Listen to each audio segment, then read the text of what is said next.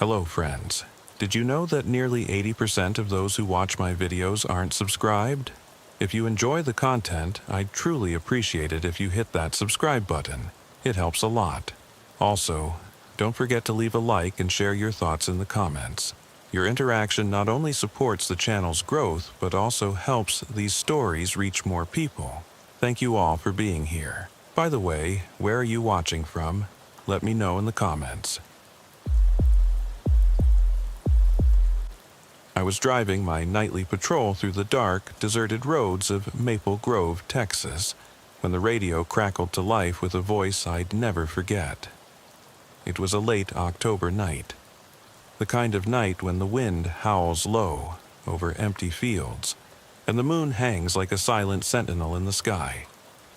My truck's headlights cut through the oppressive darkness as I navigated narrow country roads lined with gnarled oak trees and long stretches of barren, open land. I remember the dial reading 2:15 a.m., a time when the world felt inexplicably fragile, and every sound seemed amplified in the stillness. The call came out of nowhere, a trembling, almost desperate whisper. "Officer, please, I think someone's in my house." The voice, strained with terror, held an urgency that shook me to my core. I told him to remain calm, my own hand gripping the radio tighter, every instinct alert for danger. There was a pause, a suffocating silence punctuated only by rapid, shallow breathing, before the line suddenly went dead. I tried redialing, but each attempt meant nothing more than the cold emptiness of voicemail. The dispatcher's instructions and the details of the call replayed in my mind like a broken record, urging me to investigate before something irreversible occurred. I made my way to the address provided, a location on the outskirts of town that, according to my map, should have registered as a modest dwelling in a quiet residential stretch. Yet, as my vehicle slowed and the surroundings came into view, confusion gnawed at me. Instead of a house, there was nothing but endless open fields stretching into the horizon, punctuated by the faint silhouettes of distant trees. The chill in the air matched the increasing dread in my chest. Despite the discrepancy between the call and what lay before me, my training and duty compelled me to search further. Pulling off the main road, I noticed a subtle glimmer, a solitary light flickering on the porch of a small farmhouse, a few hundred yards down a narrow, gravel-lined drive. I checked the address once again in my radio log. It matched perfectly. With a heavy mix of apprehension and determination, I stepped out of my patrol car. The gravel crunched under my boots as I approached the old structure, its weathered wood and dim porch light evoking a sense of neglect that contrasted sharply with the urgency in that desperate voice on the radio. At the door stood a young man with wary eyes, his face etched with confusion and exhaustion. I introduced myself and explained the situation, my voice calm yet laced with professional concern. "I got a call from a number near here, someone saying there was trouble," I said. His response was puzzling. "There's no one else around," he replied slowly, almost as if speaking to himself, and insisted that this farmhouse was all that existed in the immediate vicinity. His tone was steady, yet his eyes betrayed a quiet, unresolved fear. I couldn't shake the dissonance between his calm demeanor and the panic in that earlier call. In that moment, I felt the weight of responsibility and the first pangs of foreboding. Something wasn't right in this quiet corner of the world. Reluctantly, I made my way back to my patrol car, my mind awash with unsettling questions. The radio remained silent, stubbornly unresponsive to my repeated attempts, intensifying the haunting feeling that I'd been drawn into a trap beyond ordinary explanation. As I stepped into my vehicle and turned the key, a frozen dread gripped me. In the rearview mirror, I caught sight of a figure seated in the back seat, a dark, indistinct shape that shouldn't have been there. I slowed, heart pounding in my ears, and tried to focus on this anomaly as the figure's presence radiated a chill that penetrated every fiber of my being. Before I could reach for the radio or call for backup, a heavy blow struck me from behind. The shock of the impact reverberated through my skull, and a searing flash of pain burst behind my eyes, swallowing my consciousness in a sea of darkness. When I finally awoke, I found myself in a stark hospital room where the harsh white lights assaulted my recovering vision. I lay in a bed with a dull, throbbing ache, remnants of the night's violence pulsing in time with my heartbeat. Nurses and fellow officers hovered near my bedside, their faces etched with a mixture of concern and disbelief as they recounted the events that led them to discover my battered form slumped in my patrol car near that very farmhouse. Their words blended into a murmur of routine procedure. A search yielded no trace of the mysterious figure, no incriminating evidence, nothing but my solitary suffering. As the hours passed in that sterile room, the fragments of my memory battled to coalesce into a coherent narrative. I recalled every detail, the eeriness of the open fields, the desperate tone of that unknown caller, the young man's disjointed explanation at the farmhouse, and, most disturbingly, the silhouette in my car that had vanished without a trace. Yet, despite my desperate attempts at rationalizing the experience as a trick of exhaustion or a figment of a nightmarish imagination, an unyielding certainty had seeped into my soul. I had seen something that defied logic. While my colleagues insisted that their investigation revealed nothing, I couldn't help but feel that I was at the center of an anomaly that transcended ordinary human experience. Over the next several days, as I struggled to piece together the events, nightmares plagued my sleep. I found myself haunted by the memory of that dark figure. Its eyes, glinting with an otherworldly intensity, seemed to follow me wherever I went. I revisited the area around the farmhouse on my days off, driven by an insatiable need to uncover the truth behind the inexplicable. Every visit revealed little more than what I'd already seen, a desolate, forgotten field, marked only by a few battered wooden signs and remnants of old, crumbling fences. Yet, on one such visit, as I stood silently in the cold, damp darkness, I discovered something that shattered any semblance of normalcy I once clung to. Carved into a weathered post at the edge of the field were my initials, J.M. I stared at those jagged letters, a chill of recognition flooding through me. Questions raced through my mind. Had I been here before, under different circumstances? Was my mind playing tricks, or was someone, or something, manipulating reality itself? I trudged back to my car, the weight of that revelation nearly crushing my spirit. Every step was heavy with dread, and the silence of the night seemed to mock my futile search for understanding. The encounter had transformed from a simple call to a labyrinth of terror and uncertainty, an experience that questioned not only my sense of duty, but also the very essence of my identity. As I drove back to the station, the road blurred by the tears of rain that had begun to fall. I couldn't shake the unsettling awareness that the night's events were far from over. There was a presence that defied explanation, and with each mile I put behind me, it felt as though that invisible specter was drawing ever closer, a silent witness to my unraveling. I spent the remainder of that night in a haze of doubt, grappling with the conflicting narratives of duty and personal horror.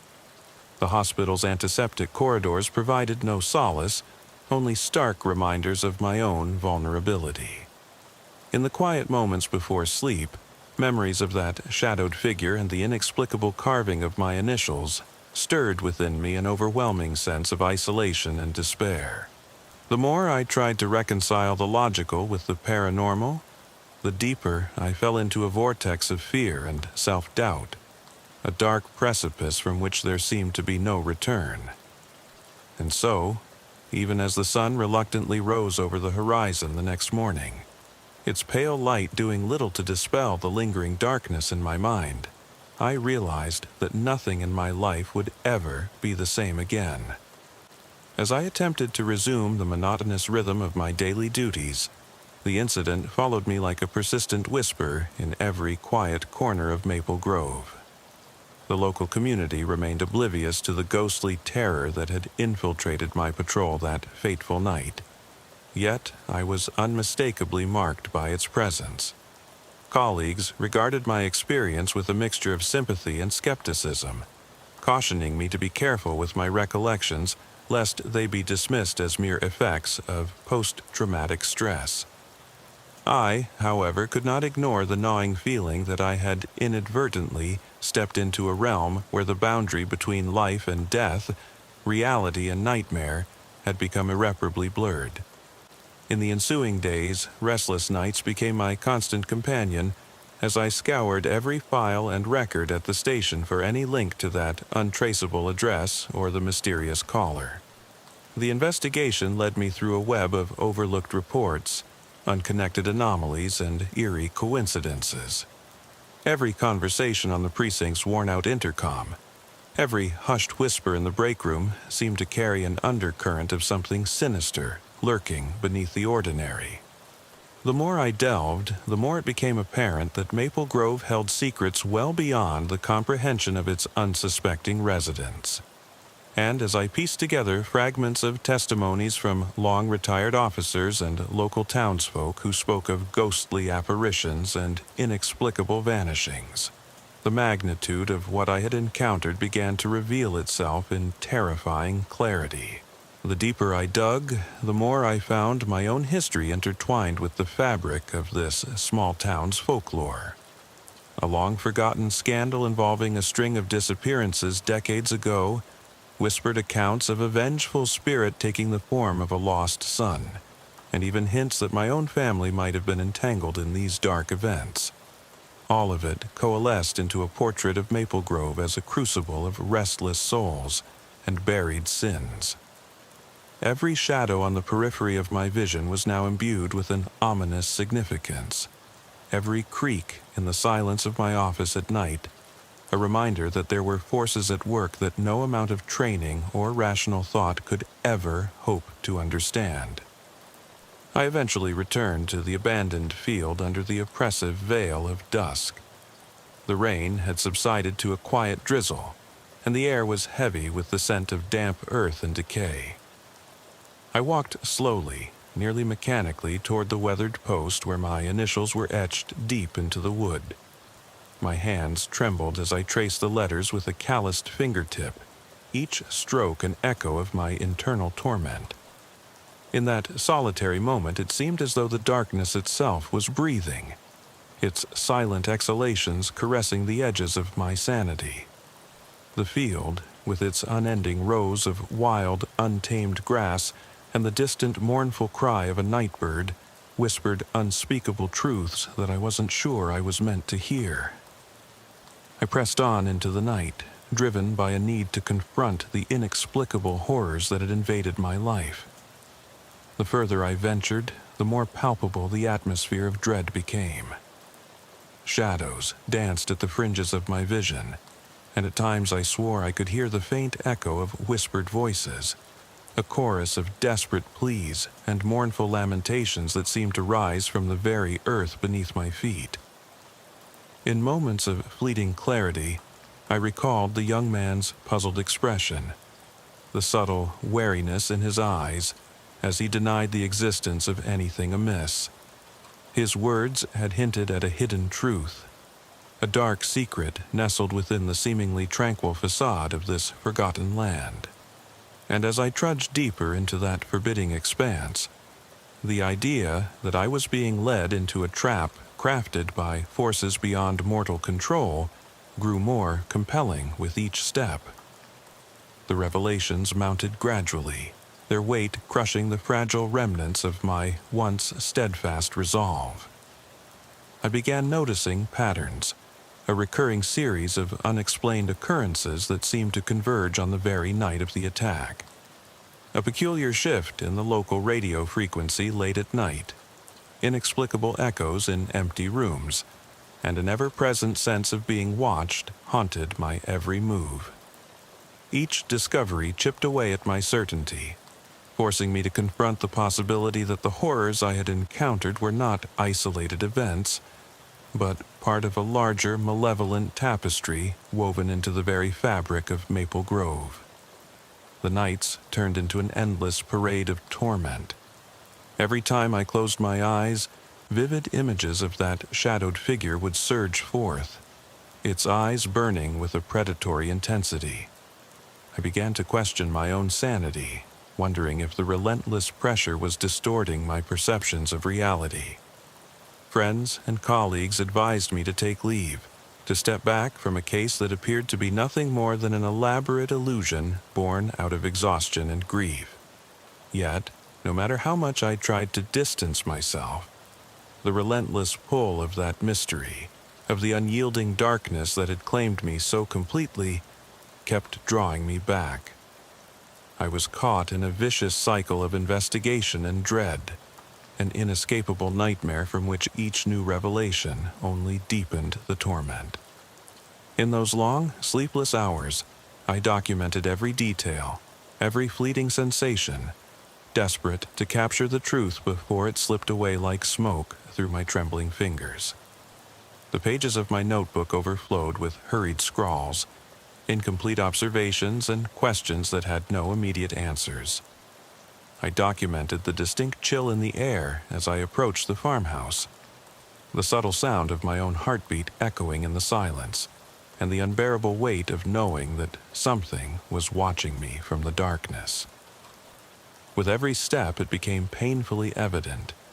The line between reality and nightmare had blurred, and the truth, however horrifying it might be, was something I could no longer afford to ignore. Eventually, that relentless pursuit led me back to the very crossroads where it all began. The world around me seemed to recoil from the revelations as I re-entered the boundaries of Maple Grove, the overgrown paths and derelict buildings resonating with memories of ancient sins and whispered curses. Every street corner held the promise of a hidden secret. Every creaking door murmured of lives lost and promises broken. And though I was exhausted beyond measure, I sensed with every fiber of my being that the final piece of the puzzle was dangerously close, waiting to be uncovered, just beyond the next shadow, just beyond the next heartbeat. Even now, as I recount these events in the solitude of another long, sleepless night, I can't help but feel that the true horror was only beginning. The unanswered questions, the inexplicable presence that seemed to defy logic, and the ever-looming specter of my own past conspired to create a terror that would haunt me for the rest of my days. The memory of that night, etched into my soul, and bleeding into every subsequent moment, remains a constant reminder of the dark underbelly of reality. A reality that, no matter how much I wished it were otherwise, could not be erased. I stepped away from the post, leaving behind the carved initials that marked me as both a witness and a victim. The silent field stretched out before me like an endless void, and as I turned to leave, I couldn't shake the ominous sensation that I was being watched by a presence as ancient and inscrutable as time itself. The wind whispered through the long grass, carrying with it echoes of distant lamentations and promises of reckoning. My heart pounded with the realization that the answers I sought might come at a price far greater than I was prepared to pay, a price measured not in dollars or fear, but in the very sanity of my soul. Driving back to the precinct in the early hours of dawn, every red light and stop sign became a temporary sanctuary from the relentless tide of memories flooding my mind. I knew that the investigation was far from over, even if my superiors dismissed it as a convergence of misfortune and stress. I had seen something that night, something that defied explanation and seemed to belong to a realm where human logic held no sway. And as the first hints of daylight bled into the sky, I vowed silently that I would not rest until I had unearthed every dark secret Maple Grove had hidden away in its forgotten corners. The journey that began with a single desperate call had transformed into a personal odyssey, a descent into a labyrinth of horror and despair that threatened to consume every facet of my existence. I was no longer just an officer on patrol. I was a reluctant pilgrim seeking truth in the heart of darkness, burdened by memories that would not let me go. And with each passing moment, the line between my duty to protect and the call to uncover forbidden mysteries blurred ever further, leading me inexorably toward an end that I could neither foresee nor escape. I pulled into the empty parking lot of the old station that morning, my hands still trembling as I clutched the steering wheel. The building, with its faded insignia and tired facade, felt less like a sanctuary and more like a final waypoint in a journey that had eroded the boundaries of my own identity. Inside, whispers of concern mixed with skeptical looks from my colleagues, yet none of them could see the shattered fragments of truth that lay splintered inside me. I filed my report with mechanical precision, each word a desperate attempt to rationalize what I had witnessed, even as the unspeakable reality lurked just beneath the surface of my every thought. Days turned into restless weeks as I sought solace in routine, a futile effort to bury the nightmares under layers of paperwork and the monotony of daily patrols. But no matter how hard I tried to return to normalcy, the lingering presence of that night remained, a constant, unwelcome companion. Every creak of the station door, every echoing footstep in the empty corridors, reminded me that the darkness I had encountered was not bound by time or space. It was a living, breathing entity that had found a way to root itself into the very fabric of my being, waiting patiently for the next opportunity to reveal its true nature. In quiet moments, when the hum of the night shift lulled me into a false sense of calm, I would catch a glimpse of something out of the corner of my eye, a shadow that moved against the grain of reality, a flicker of light where there should have been none. I'd shake my head, chiding myself for letting fear cloud my judgment, but deep down I knew that the truth was far more complex and horrifying than any simple explanation could offer. I began to document these encounters meticulously, compiling an ever-growing dossier of strange happenings, unexplained sounds, and fleeting apparitions that defied logical explanation. Each page of my journal was a step further into a nightmare from which I could not awake. The deeper I delved into the mysteries of Maple Grove, the more I uncovered a pattern, an intricate tapestry of loss, regret, and something else entirely. A lurking despair that had seeped into the very soul of this place. A series of unsolved cases from decades past, each with its own chilling details, began to interlock with my own experience. Rumors of spirits roaming the abandoned lanes, of cursed land where the past refused to rest, and of unspeakable acts hidden beneath layers of time, all emerged like ghosts from the fog. I encountered old-timers in the local diner who muttered about the curse of the lost, their eyes distant and haunted, as if they bore witness to horrors beyond the ken of ordinary mortals. Their fragmented tales, while steeped in superstition, resonated with the undeniable evidence of the terror I had experienced. Every clue forced me to confront a disturbing possibility, that the inexplicable events weren't random acts of violence or hallucinations spawned by isolation and fatigue, but rather deliberate, malevolent forces that had been at work in Maple Grove long before I ever set foot on those lonely roads. In the dead hours of each night, as I pored over old police reports and newspaper clippings in the dim light of my cramped apartment, the lines between detective work and a descent into madness blurred. I questioned my own memories and, at times, my very identity. Was it possible that I was entangled in an ancient cycle of terror, doomed to repeat the mistakes of the past in a relentless spiral of violence and despair? I found no definitive answers, only the ever-deepening chasm of uncertainty and fear. And yet, despite the mounting evidence and the haunting whispers of forgotten tragedies, I could not abandon my pursuit. The mystery had become a part of me, an inescapable chain that tethered my sanity to a dark legacy hidden within the heart of Maple Grove. Every uncovered secret, every inexplicable occurrence only deepened my resolve to confront that which defied understanding, even if it meant surrendering every ounce of hope I had left. As I drove back home on another rain-slicked night, the windshield wipers clicking in a measured rhythm, I realized that my journey was far from complete.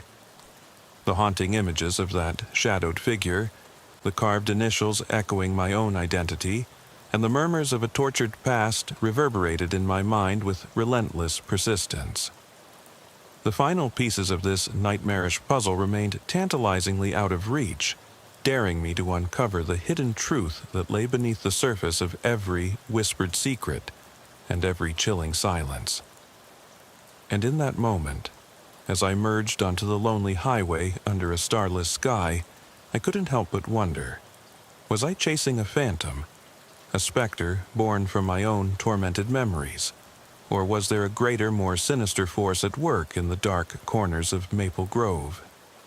Driving on, I felt an undeniable chill deep within my bones, the realization that the night had only just begun to reveal its true horror. Even as I sought refuge in the familiar routines of my duty, the specter of that fateful night loomed large, ever ready to shatter the fragile illusion of normalcy. The unanswered questions, the cumulative weight of decades-old mysteries, and the ever-persistent whisper of an ancient curse led me inexorably toward a final confrontation with the unknown. A confrontation that promised to unravel all that I had once held true, leaving behind only a lingering despair and a twist of fate that would haunt me long after the darkness had finally receded. And so, as the miles melted away under the relentless passage of time, I prepared myself for what I sensed was the inevitable climax of a sinister journey. One that might not only reveal the hidden depths of Maple Grove's cursed legacy, but also expose the darkest corners of my own soul. The road ahead was shrouded in uncertainty, each twist and turn a gateway to a nightmare I was both desperate to escape and inextricably bound to confront. With every heartbeat, I inched closer to that final, fateful moment where the past and present would collide, and the true nature of the terror that had taken root in my life would finally be laid bare. As the night deepened and I continued my solitary drive along the silent highways, I couldn't help but wonder if I was truly prepared for what lay ahead. The weight of countless unanswered questions pressed down on me, each one a silent harbinger of the truth that waited in the shadows. And as I looked out into the endless dark, illuminated only by the occasional flicker of a distant streetlight, one thought in particular chilled me to the core. A single, unyielding question that refused to let go. What if the horror I had seen was not an isolated nightmare after all, but merely the beginning of an even more disturbing reality? I pressed my foot harder on the accelerator, the engine's steady hum a desperate counterpoint to the pounding of my heart, as I drove on into a future fraught with dread and unanswered mysteries. Every turn on that ill-fated road, every whispered secret in the wind, and every flicker of inexplicable light had led me here. In the aftermath of that long, crushing ordeal, I became increasingly aware of the intricate tapestry of fate that wove together the lives of those who had crossed paths with the darkness of Maple Grove. Night after night, as I patrolled the abandoned outskirts of this haunted town, I noticed subtle signs that hinted at a presence that transcended the boundaries of natural explanation. A door left ajar in a derelict building, a reflection in a storefront window that vanished when confronted, and an almost imperceptible shift in the atmosphere whenever I neared the old farmhouse. All these anomalies pointed to a relentless, unseen force at work. I began to confide in a few trusted colleagues, albeit hesitantly, recounting every detail of that fateful night and the dread that had since taken up residence in my mind. Their reactions were mixed. Some nodded in quiet understanding, their own eyes revealing glimpses of buried memories best left undisturbed. Others dismissed my accounts as the byproduct of too many late-night shifts and too little rest. Yet, even as they urged me to let go of the past and focus on the present, I found myself inexorably drawn back to the mystery, a dark allure that promised both danger and the possibility of redemption. One chilly evening, as autumn gave way to the first hints of winter, I received an anonymous note slipped under the door of my modest apartment. The note, written in spidery, almost desperate handwriting, simply read, "The truth is hidden where the past meets the present. Do you dare look?" That single line sent a shiver down my spine and ignited a determination that bordered on obsession. My days became a blur of grueling shifts, fervent research, and fevered visits to every possible location connected to the strange events in Maple Grove. I revisited the farmhouse, interrogated old-timers at the diner, scoured archives for any mention of my initials or the inexplicable symbols carved into the old posts. Each new discovery seemed to peel away another layer of reality, revealing an underbelly rife with secrets that made my blood run cold. My nights were the worst.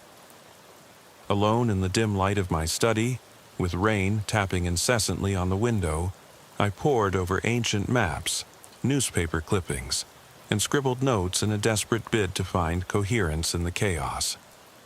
The faces of those lost to time, of victims claimed by forces unseen, haunted me until the early hours of the morning. I began to experience moments of déjà vu, fleeting but vivid recollections of a time and place that seemed intimately connected to the current horror. Was it possible that the memories I believed were my own had been planted long ago, intertwined with the dark legacy of Maple Grove? Every unanswered question, every inexplicable detail, deepened the chasm between the world I knew and the sinister truths lurking just beneath the surface of everyday life. As the investigation stretched on, I found myself increasingly isolated.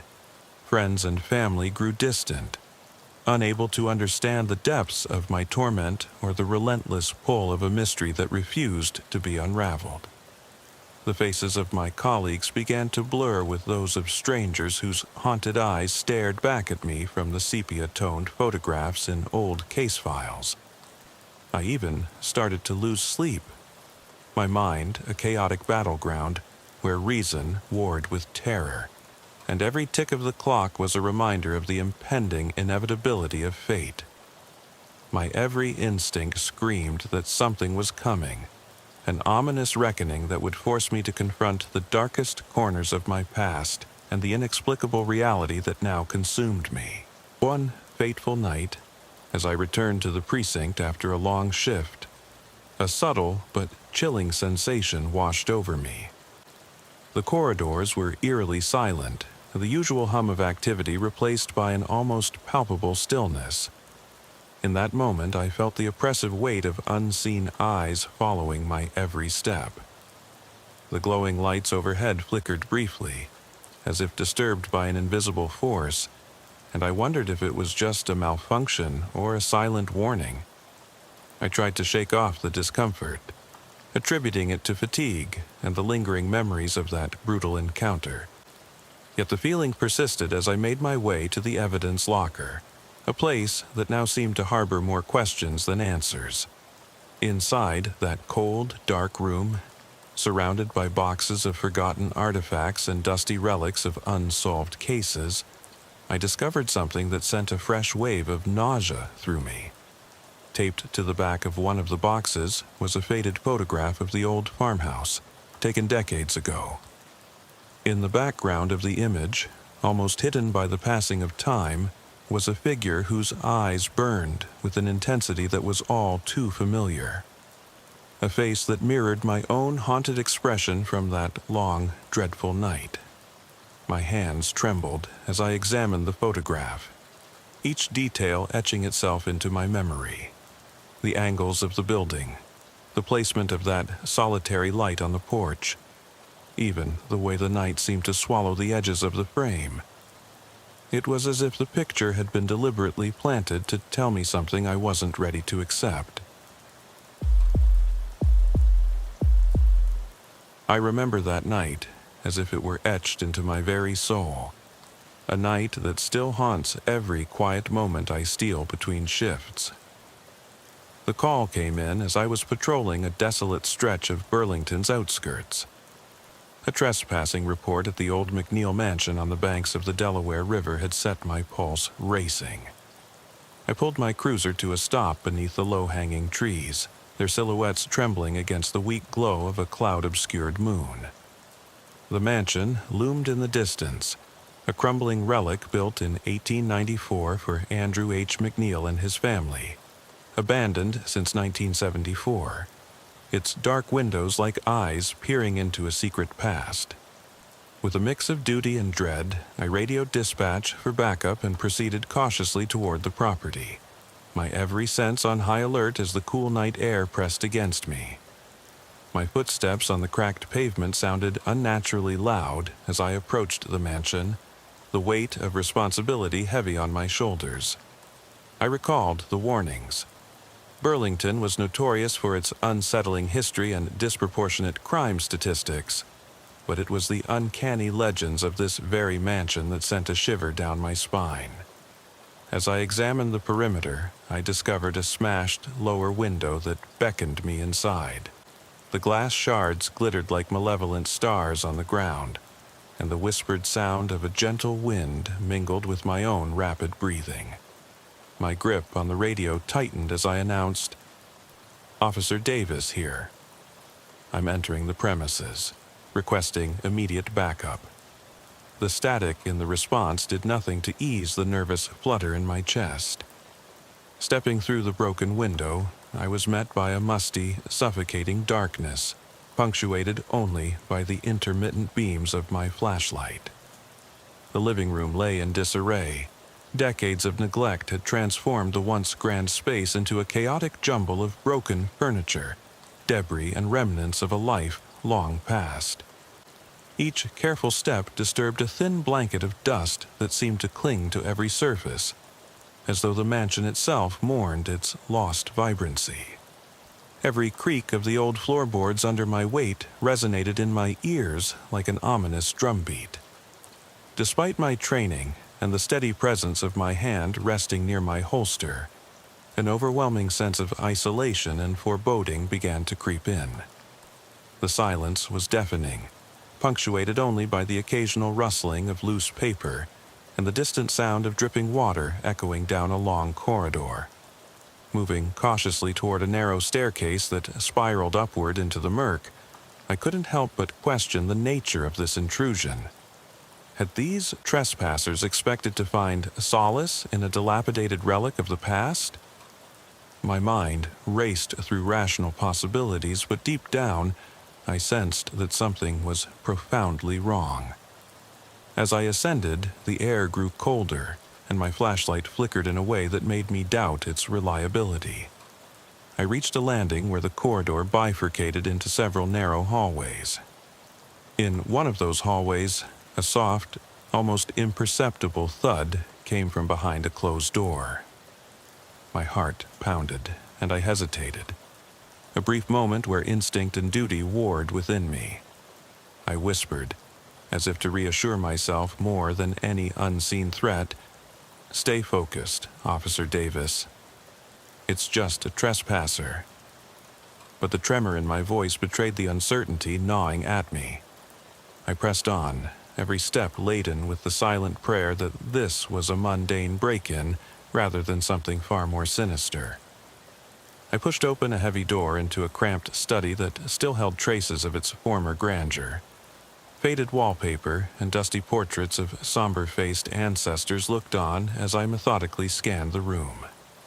The only light came from the narrow slit of a grimy window, and a single beam from my flashlight danced over a desk cluttered with antique papers and a shattered porcelain vase. The room's silence was suddenly broken by the sound of labored breathing from the hallway behind me, a noise that didn't match the empty calm. I spun around, my hand inching closer to my sidearm, and called out, "Show yourself!" The response was a cold, hollow echo that seemed to come from every corner of the mansion. It felt as though I was not alone, as though the mansion itself was alive with unseen watchers. The investigation deepened as I explored further, descending into the winding corridors and shadowed rooms of the mansion. With each step, the psychological pressure mounted. I encountered rooms where the remnants of a luxurious past lay scattered in disarray. Shattered crystal on the floor, torn drapes fluttering as though disturbed by an unseen presence, and furniture draped in white sheets that resembled silent, ghostly sentinels. In one particularly narrow hall, I found a series of faded photographs pinned haphazardly to the wall, images of a family whose eyes seemed to implore a story lost in time. I paused, feeling a poignant mix of sorrow and alarm, wondering if these restless spirits were part of the mystery I was trying to unravel. Despite my skepticism as a police officer grounded in reality, the overwhelming ambience of despair and regret in that room made me question the boundaries between the material and the spectral. The mansion itself became a character in my unfolding ordeal, a labyrinth of memories and shadows. I ventured into a cramped passageway where the oppressive air and the distant sound of footsteps created a palpable sense of impending dread. I could no longer rely solely on the clarity of my training. Instinct and raw emotion began to intertwine, creating an unsettling cocktail of determination and despair. My thoughts drifted to earlier calls, the mundane incidents of theft and vandalism that now paled in comparison to the surreal terror that enveloped me. Every creak of the ancient wood, every subtle shift in the atmosphere, heightened my awareness of a presence that was both external and disturbingly internal. I often found myself grappling with the notion that perhaps the mansion was a repository of every unspoken fear, every suppressed memory of those who once called it home. In the dim light, the walls seemed to pulsate with life, and for a moment, I felt as if the building itself was trying to communicate its dark secrets.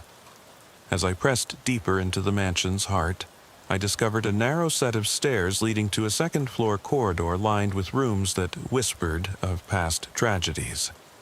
The corridors were bathed in a spectral glow that did little to alleviate the overwhelming sense of isolation. I opened a door cautiously and was met by the overwhelming odor of mildew and decay. In the corner, a broken mirror reflected my own anxious face back at me, a stark reminder that even in the midst of supernatural-seeming occurrences, I remained painfully human. I moved to the next room and found personal belongings strewn about in disarray.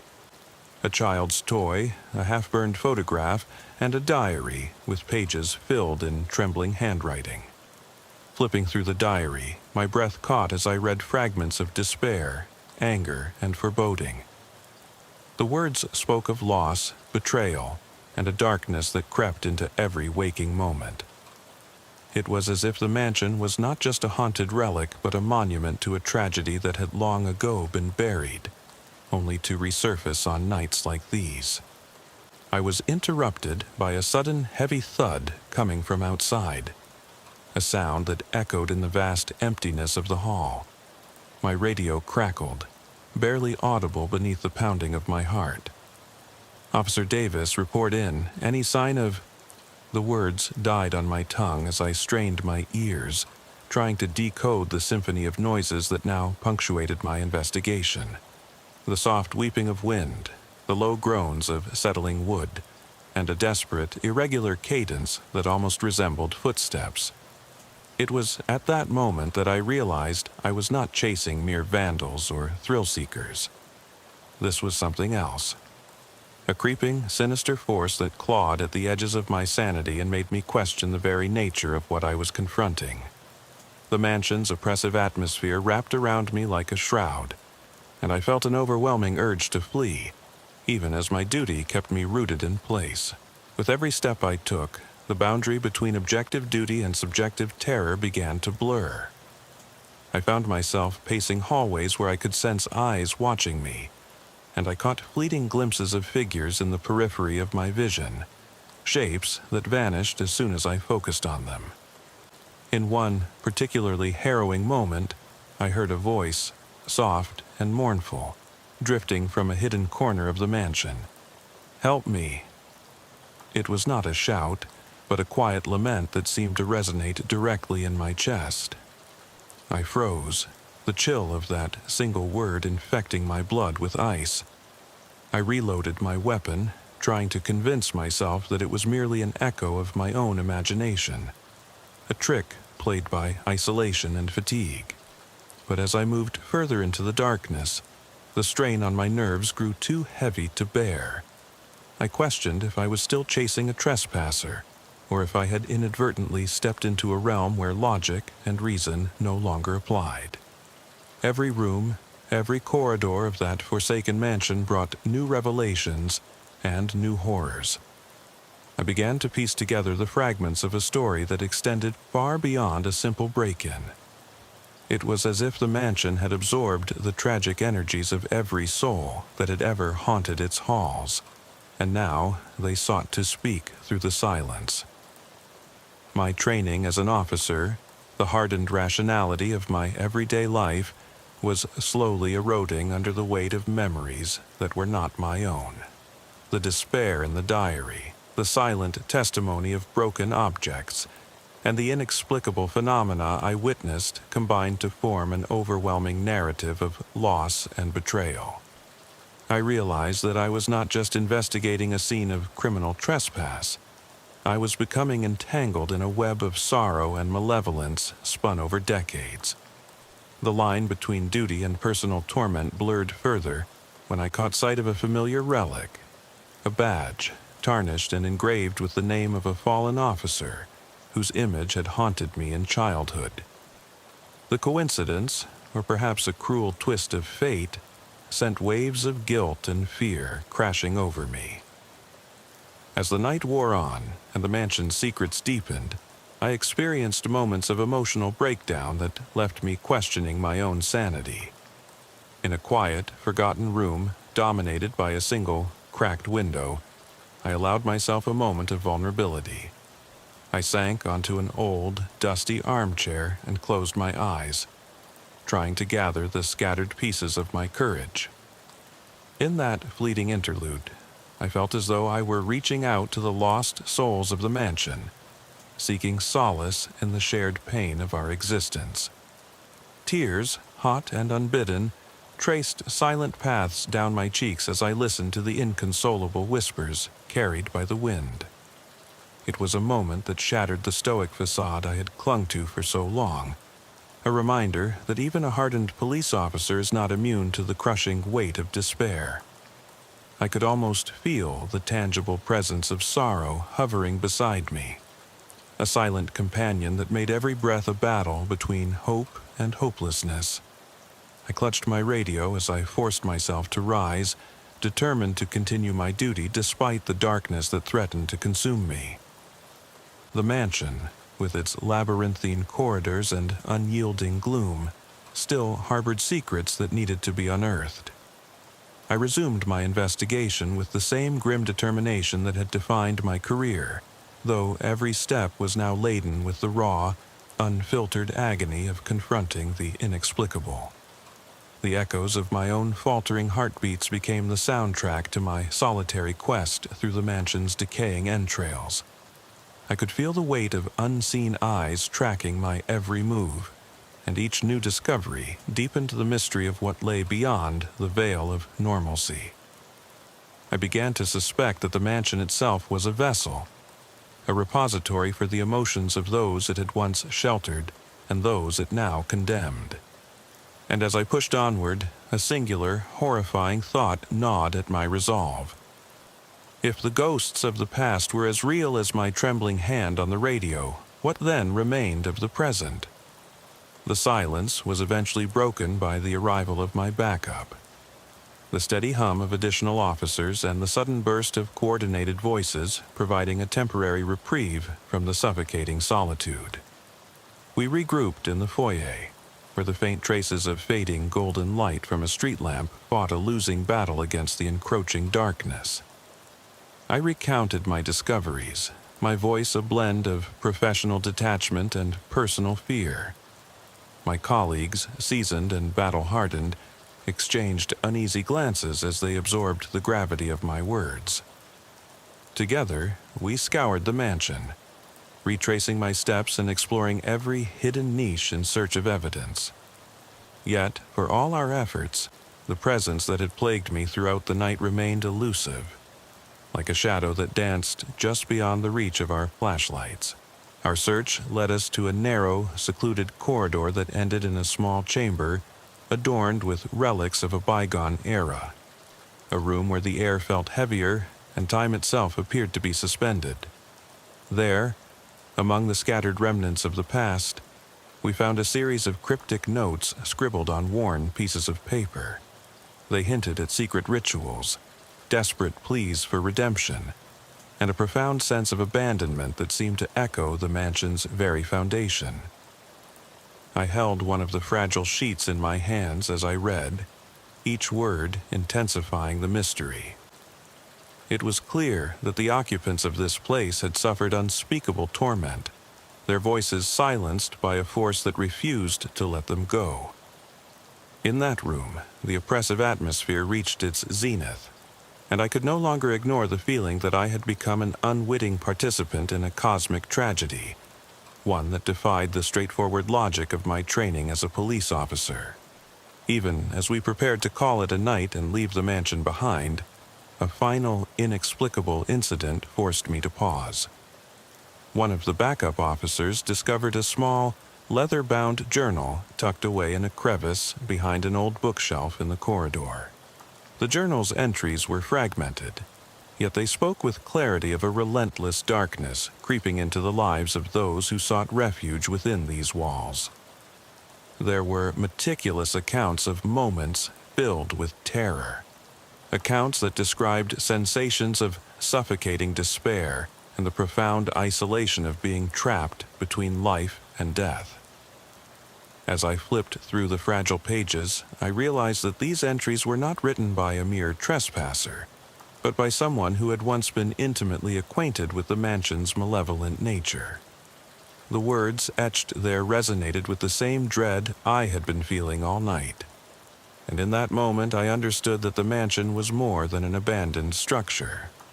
It was an enduring monument to suffering, a place where hope had long been extinguished and replaced by an ever-present gnawing sense of loss. Even with the tangible evidence in our hands, the night did not offer any final resolution. With heavy hearts and minds burdened by the inexplicable events, we sealed off the mansion and reported our findings to the authorities, as best we could. In the cold light of dawn, as the first rays of the sun began to chase away the darkness, the mansion receded into the distance, a bleak silhouette against a pale sky.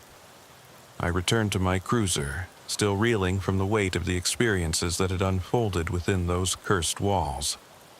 Every time I closed my eyes, I could still see the spectral figures at the windows and hear the echo of those haunted voices. That night had not only shaken my faith in rationality, but had also left an indelible mark on my soul, a mark that would haunt me in the quiet moments long after the call of duty had faded into memory. The drive back from that night was spent in a haze of introspection and raw emotion. The city was beginning to stir as dawn broke over Burlington, its familiar streets now tainted by the residue of something inexplicable. I could hear the hum of early traffic and the distant call of another officer. Yet all of these everyday sounds seemed jarringly out of place after the oppressive silence of the mansion. My mind raced with questions that no one back at the station could answer. What force had driven those figures to haunt the windows? What inhuman sorrow lay buried within those walls? I knew that I had seen something that defied common explanation, something that muddled the clear lines between duty, fear, and despair.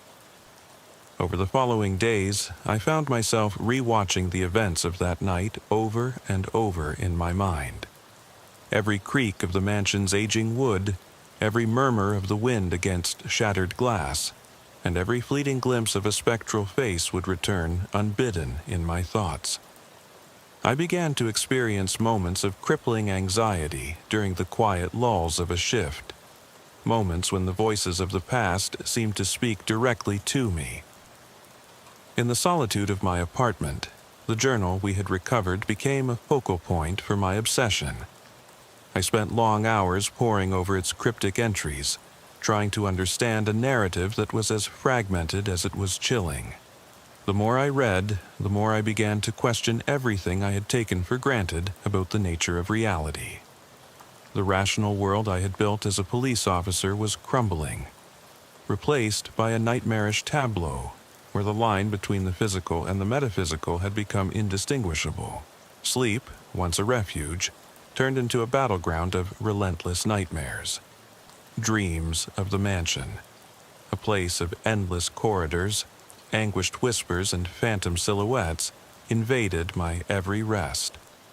I awoke drenched in sweat, heart pounding as if trying to escape the confines of my chest. And for a fleeting moment I was back in those oppressive halls. Each nightmare left me more exhausted and disoriented, and soon I began to dread the return to duty, fearing that the horrors of that night might seep into my everyday reality. I found solace, if only for a short time, in the routine of my work, but even in the midst of seemingly normal calls, I could feel the ghostly residue of that cursed night. Each patrol drive reminded me of the mansion's looming presence in the recesses of my mind, a reminder that certain horrors cannot be simply left behind once encountered. My colleagues noticed the change in me. There were hushed whispers in the break room, furtive glances exchanged as I absent-mindedly checked my sidearm, and a persistent question in their eyes. Had I seen something I shouldn't have? I tried to answer with vague nods and a rehearsed smile, but deep down I knew the truth was far more unsettling. Over time, the mansion's influence seeped into the very fabric of my existence. I began to experience brief episodes of disorientation where time seemed to halt, and the mundane became interlaced with an undercurrent of dread. In the quiet lull between calls, I questioned if I was losing touch with reality. These moments, filled with a paralyzing sense of isolation, left me teetering on the brink of a psychological fracture.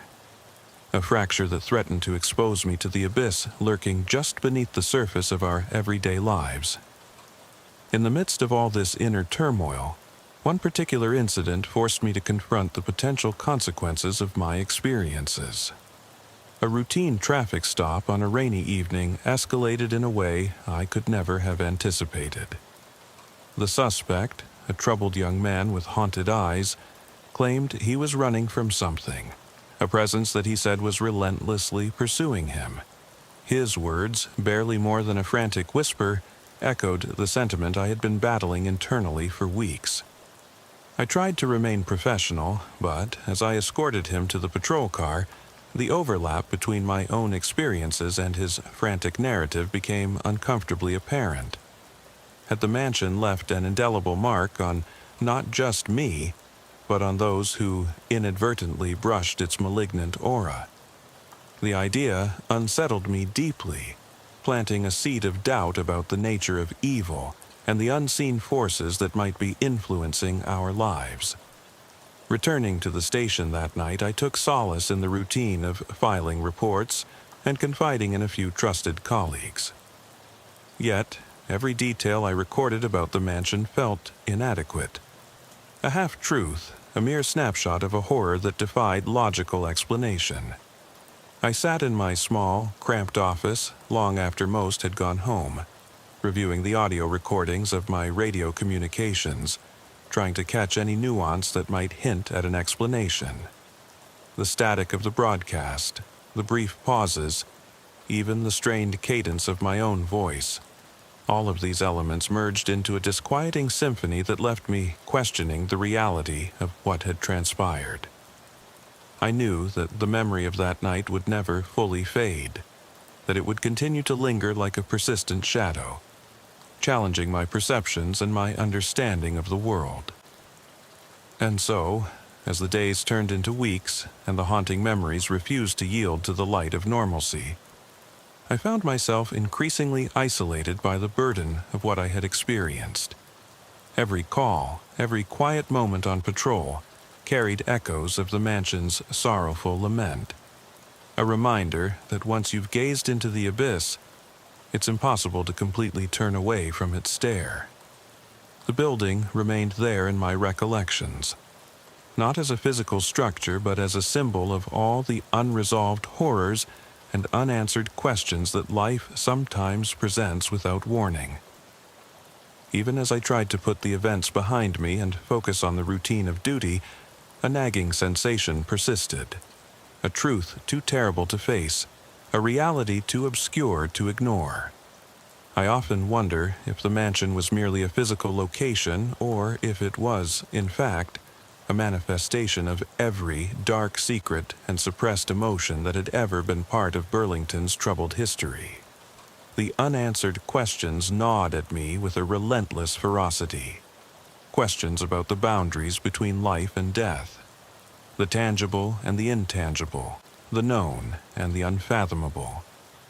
The experiences of that cursed night and the subsequent unraveling of my inner world have left me scarred, forever entangled in a web of memories that refuse to let go. I continue to carry those images with me, like ghosts in the recesses of my mind, a constant reminder that some horrors remain even after the night has ended. Even now, as I write these words in the quiet solitude of a late shift, I feel the weight of that night pressing upon me.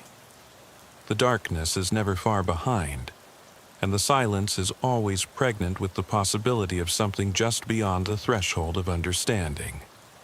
I ask myself, are we ever truly free from the shadows that cling to our souls, or do they follow us like silent specters, waiting for the next moment when we dare to look away? With that thought, the memory of the mansion settles in, a lingering, unsettling presence that challenges everything I once believed to be real. The aftermath of that night had become a part of me, a slow, burning ember of dread that could reignite at any moment, no matter how far I tried to run. In the weeks and months that followed, I found myself increasingly haunted by visions of the mansion's dark corridors in moments of inattentiveness, a reflection of my own inner turmoil. Every new case I worked seemed to echo fragments of that fateful night, as if the boundaries between past and present, reality and nightmare, had irreparably blurred. I questioned whether the horrors I witnessed were confined solely to that dilapidated structure, or if they were symptomatic of something deeper, a malignant force that had invaded the very fabric of our existence and now taunted me with its intangible presence. Late one stormy evening, while on a routine call in a quiet residential area far from Burlington's troubled streets, I received another call on my radio. The voice on the other end was distorted, barely comprehensible, but the urgency was unmistakable. A plea for help in a location not far from the heart of the city. Despite my weariness, I couldn't ignore the desperate tone that resonated through the static. I was compelled, by both duty and an inexplicable pull towards the unknown, to respond. The call led me to an old, run-down apartment building that stood as a stark contrast to the manicured neighborhoods I had grown accustomed to patrolling. In the dimly lit corridor of that building, as rain pounded on the uneven pavement outside, I felt that same lingering dread, the haunting echo of the mansion's oppressive aura creeping into a new setting. Inside the apartment, I encountered a resident who was visibly shaken. A middle-aged woman with haunted eyes and a voice that trembled with grief and terror. "They won't leave me alone," she whispered, barely audible over the sound of the storm. Her words, fragile and raw, dredged up memories of that cursed night. I listened as she recounted inexplicable occurrences, strange shadows in the corners of her vision, unnerving footsteps in the dead of night, and the chilling sound of whispered cries that seemed to emanate from nowhere and everywhere at once.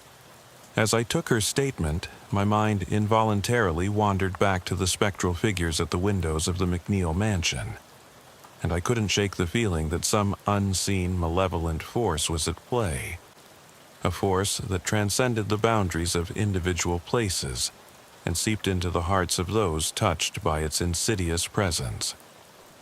Driving away from the apartment building, I replayed her words over and over, each syllable deepening my uncertainty about the nature of evil. The case was closed with routine formality, but the residue of that encounter lingered like a specter, blurring the lines between my professional responsibilities and the personal torment that had taken root within me. In the following days, similar reports began to trickle in from different corners of the city, accounts of inexplicable phenomena that defied logical explanation. The pattern was unmistakable. Haunted eyes, trembling voices, and overwhelming sensations of despair had become recurring themes in the cases that landed on my desk. No longer could I treat these incidents as isolated events of urban legend or hysterical overreactions. They formed part of a larger tapestry, a tapestry woven with threads of fear, loss, and an inexplicable darkness that seemed to have awakened in the wake of that night at the mansion. I found myself reaching out to colleagues who had long retired or moved on, searching for any clue that might unravel the mystery of these shared nightmares. Late-night conversations in dimly lit diners and hushed exchanges in the back rooms of the station gradually revealed a disturbing commonality. Many had encountered experiences that defied easy explanation. A momentary glimpse of a figure in the mirror, a door opening by itself, or a feeling of being watched by something unseen. As these accounts accumulated, it became clear that the darkness was not confined to the boundaries of the abandoned mansion, but was instead part of a pervasive, unspeakable force that lurked just beyond the edges of our lives. I began to compile everything: the journal entries, the faded photographs, the whispered testimonies, in a quest to understand if I was witnessing a singular anomaly or a manifestation of a broader, insidious curse. The more I delved into the history of Burlington, the more I discovered hidden narratives of despair, of personal tragedies swept under the rug by time and denial. Even the seemingly mundane records of property disputes and local disappearances hinted at an undercurrent of something unexplainable, a dark legacy that stretched back generations, manifesting in inexplicable ways and tormenting those who dared to live in its shadow. Every revelation only deepened the mystery, and every unanswered question festered like a wound that refused to heal. The mansion and the experiences that followed it had become emblematic of a broader, haunting uncertainty. A living reminder that the darkness we sometimes dismiss as fantasy might, in fact, be an integral part of our reality. In the suffocating pressure of sleepless nights and tireless investigations, I sometimes caught myself wondering if I would ever find the answers I sought. The cumulative weight of these mysteries began to distort my perception of time and space, blurring the line between the tangible and the ineffable. I recall one night, as I sat in my car parked in a deserted lot, the engine idling softly and the rain tapping a steady rhythm on the windshield. I found myself whispering a question to the empty darkness. What if the true horror isn't just the unknown, but the knowledge that some things were never meant to be understood? In that moment, the storm outside seemed to echo the tumult inside me, an endless, unyielding barrage of raindrops and heartbeats that left me suspended between despair and reluctant acceptance. Now, as I continue to navigate the murky intersection of duty and the inexplicable, I am left with a lingering, unshakable question. Are we merely pawns in a narrative woven by forces beyond our comprehension? Or can we truly ever escape the legacy of darkness that binds us? Even as I file my reports, and even as I hope for the dawn to banish the specters of the night, I cannot silence the whisper of that question. A question that may never find a satisfactory answer, and one that, like the mansion, will forever haunt the corridors of my mind. It has been months since that fateful night, yet the memories continue to twist through my days like an inescapable maze. Every time I step into my patrol car, I feel a familiar chill, a reminder that the darkness is always just a heartbeat away. I started noticing small, inexplicable incidents around Burlington that mirrored the eerie occurrences of that long-ago evening. Streetlights that would flicker erratically in response to no apparent malfunction. Security cameras that captured fleeting images of indistinct figures in peripheral vision, and the occasional unaccounted-for drop in temperature that left me reaching for my jacket in the middle of summer. The city's history, as I soon discovered, was steeped in whispered legends of unexplained tragedies and unsettling coincidences that defied reason. Over time, I pieced together accounts from local residents whose lives had been touched by a pervasive sense of foreboding. A retired school teacher spoke of an attic that would glow with a ghostly light long after the power was cut off. A young mechanic recounted a story about a long-forgotten building that once housed a community center, and which, on stormy nights, seemed to breathe with an eerie, unstoppable rhythm. Each story, though different in its specifics, resonated with that same core of inexplicable terror, a terror that refused to be confined to old buildings and obsolete urban legends. Determined to unearth the source of these strange happenings, I returned to the mansion one cold, rain-sodden evening. I had long stopped relying solely on backup or the comfort of a team. There was something intensely personal about confronting that darkness alone. The drive back was marked by a relentless drizzle that blurred the neon reflections of passing streetlights, a disorienting mix of past and present that set my mind on edge. Parking across the abandoned mansion, I took a deep breath and stepped out into the persistent rain. The building loomed before me, its battered facade and shattered windows a stark testament to time's cruelty. Yet, beneath its decay, I could sense a disturbing persistence, a will to exist that defied natural order. I approached the broken entrance, and with a deliberate push, I crossed the threshold into that realm of lingering sorrows. Inside, the mansion was quieter than I remembered. Yet every step I took was filled with the oppressive silence of unspoken memories. I retraced the corridors and rooms that had once filled me with a suffocating dread, but now I searched for clues, anything that might explain the inexplicable. The abandoned study, with its faded portraits and scattered documents, yielded little more than a series of cryptic notations scrawled on yellowed paper. These notes spoke of secret meetings, hidden truths, and a presence that had woven itself into the very fabric of the mansion's history. The more I looked, the more I began to feel that I was stepping into a narrative not of mere trespass, but of ritual and punishment, a dark communion between the living and the damned. Somewhere deep within the mansion's labyrinthine recesses, I sensed that the answers lay hidden, waiting for someone brave or perhaps foolish enough to uncover them. In one particular room, barely lit by a single weak bulb suspended from the ceiling, I found what appeared to be a makeshift altar, a collection of personal items arranged with an almost obsessive precision. Photographs, candles, and mysterious symbols scrawled on torn pieces of cloth lay in a chaotic yet deliberate order. The atmosphere in that room was suffused with a melancholy that bordered on reverence, as if the place were hallowed ground for those who had suffered unspeakable losses.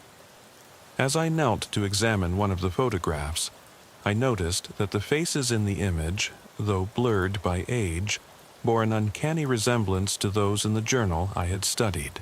A surge of recognition, mingled with an acute sense of dread, coursed through me. I realized, with a chilling certainty, that the line between the personal tragedies of the past and my own creeping disillusionment was perilously thin. The mansion was not simply a building, it was a repository of human sorrow, etched in every stone, every splintered beam. I left the room with more questions than answers. The building seemed to exhale a heavy, mournful sigh as I passed, as though it were relieved and yet pained to have its secrets momentarily disturbed. The corridors led me inexorably to a long-forgotten wing of the mansion where the air was thick with dust and the scent of decay was almost tangible. In that forgotten enclave, I stumbled upon a series of locked doors. One door, in particular, drew me in with an inexplicable pull. With some effort, I managed to force it open, revealing a small, windowless cell lined with rusted metal bars. Inside, the remnants of a life: a child's drawing, a weathered blanket, a discarded toy, spoke of innocence lost to the relentless march of time and sorrow. Standing there, I felt as if I were peering into the abyss of a haunted past, one that demanded acknowledgement and reverence. I pressed my palm against the cold bars, and, in that solitary moment, silently vowed to uncover the truth behind the darkness that had come to define not only the mansion, but the very heart of Burlington itself. The deeper I ventured into the mansion, the more the oppressive force seemed to wrap around me, a tangible reminder that some evils persist long after they have been consigned to memory. I began to question my own perceptions, wondering if the horrifying incidents I had witnessed were mere manifestations of grief and isolation, or if they were evidence of something altogether more sinister. The corridors blurred, time dilated, and for a moment I lost all sense of direction, caught in a maelstrom of past and present colliding in a symphony of despair. In that fragmented state, I experienced a profound emotional breakdown, a shattering realization that perhaps my pursuit of truth was an act of futile defiance against forces that were beyond human control. I staggered back into the main hall, my mind reeling with the enormity of what I was confronting. The mansion, with its dark legacy and unyielding sorrow, had become an inescapable mirror reflecting the deepest recesses of my own soul. Now, as I stand at the threshold of understanding and oblivion, I cannot help but question whether the mansion's hauntings are a curse upon its occupants or a mirror of the human condition, a relentless cycle of pain, memory, and the inescapable specter of the past. In the dead of night, while the rain falls unceasingly and the city sleeps unaware, I continue to chase the elusive truth, even as I wonder if some mysteries are meant to remain unsolved. The darkness, it seems, is a constant companion, a silent witness to every moment of despair and every spark of hope. And in this ceaseless struggle against the encroaching shadows, I am left with one burning, unresolved question. If the past is never truly gone, then what hope remains for those of us trying to find solace in the present? I sat in the driver's seat of my cruiser, the hum of the engine barely masking the eerie silence that had settled over these back roads in northern Indiana. The chill of a late autumn night seeped through the gaps in my worn leather jacket as I drove slowly past clusters of leafless trees and dilapidated farmhouses. Every passing mile deepened the uneasy feeling gnawing at me, a sensation that this night, like many before, was about to peel back layers of the familiar and expose something raw, something unseen. I had been a police officer for over 2 decades now, and yet no amount of experience had ever fully prepared me for the quiet dread that sometimes laced the night air. The radio crackled intermittently with routine dispatch calls and the static musings of colleagues, but nothing signaled the storm of events that was about to unravel. A call came through then, a terse, halting voice over the radio that announced a disturbance at a weathered homestead off a narrow county road. The address was hardly marked on any modern map, and the tone of the dispatch left little room for doubt. Backup was needed immediately. I recalled the frayed edges of my training, every cautionary tale about how even the most mundane-looking homes could hide sinister secrets. As I pulled my cruiser over on the side of the narrow road, my senses went hyper-aware. The distant rustling of wind through dead branches, the faint murmur of insects, and the low, almost imperceptible hum of something mechanical nearby all seemed to conspire in a foreboding symphony. Exiting the car, I adjusted the strap of my duty belt and took a deep breath. Every movement felt deliberate, honed by years on patrol. I walked toward the residence with measured steps, my boots crunching on uneven gravel. The house loomed ahead, a decrepit 2-story structure with peeling paint and windows that looked like vacant eyes. The streetlight's weak beam barely penetrated the darkness around it, leaving long, distorted shadows that stretched across the overgrown lawn. I listened, alert to any sound that might betray a presence within, yet found only the rhythmic chirping of crickets and the soft moan of the wind. Approaching the rickety front door, I radioed for my partner before calling out, my voice steady. "Officer Daniels, state your name and come out." There was no immediate answer, only the sound of distant dripping water that seemed amplified in the silence. I could almost feel the weight of the night pressing down, as though the very atmosphere anticipated what was to come. My pulse quickened, not with fear alone, but with a heightened sense of duty that came from knowing that every second counted in these situations. I pushed the door gently, half expecting it to creak under my touch, but instead it swung open with an eerie quietness that set my instincts ablaze. Inside, the corridor was a study in decay, old wallpaper peeling at the edges, the stain of countless years on floorboards that creaked under my weight, and a stale odor of damp rot mixed with something metallic that I could not immediately place. As I stepped further in, a faint, deliberate tapping sound reached my ears, a rhythmic, almost taunting percussion that made my skin crawl. It came from somewhere deeper within the house, likely from a room where the light of a dying bulb fought a losing battle against the encroaching dark. I couldn't shake the feeling that I was being watched, as if the very walls bore witness to secrets untold. The house seemed to breathe around me, and every narrow step carried the heavy possibility of confrontation. I reached the base of a creaking staircase and paused, listening for any indication of movement above. The silence was oppressive, and in its void, memories of long-forgotten cases and near misses surfaced unbidden. I recalled an old case in a neighboring town where fear had taken human form, an incident that left scars not just on those involved, but on the collective soul of our small police force. Tonight, as I pressed forward, that memory mingled with the palpable tension of the present. A sudden, muffled shout from upstairs pierced the quiet, followed by a sound that resembled hurried footsteps. My hand instinctively moved toward the holster on my hip, and I signaled over the radio that I was moving in for an upgrade in security. Every nerve in my body seemed poised for the moment when the familiar morbid scenarios of a troubled night would become violently real. I pushed open a door that led into a narrow hallway, its feeble illumination from a single flickering bulb casting bizarre shapes on the walls. There, in a room lined with dusty furniture and an unsettling stillness, I caught the glint of something that made me freeze mid-step. A cold, unyielding stare from behind a partially closed door. Before I could process the sight, the figure behind the door stepped forward. A woman, her eyes wild and unblinking, held a long, gleaming knife in one hand.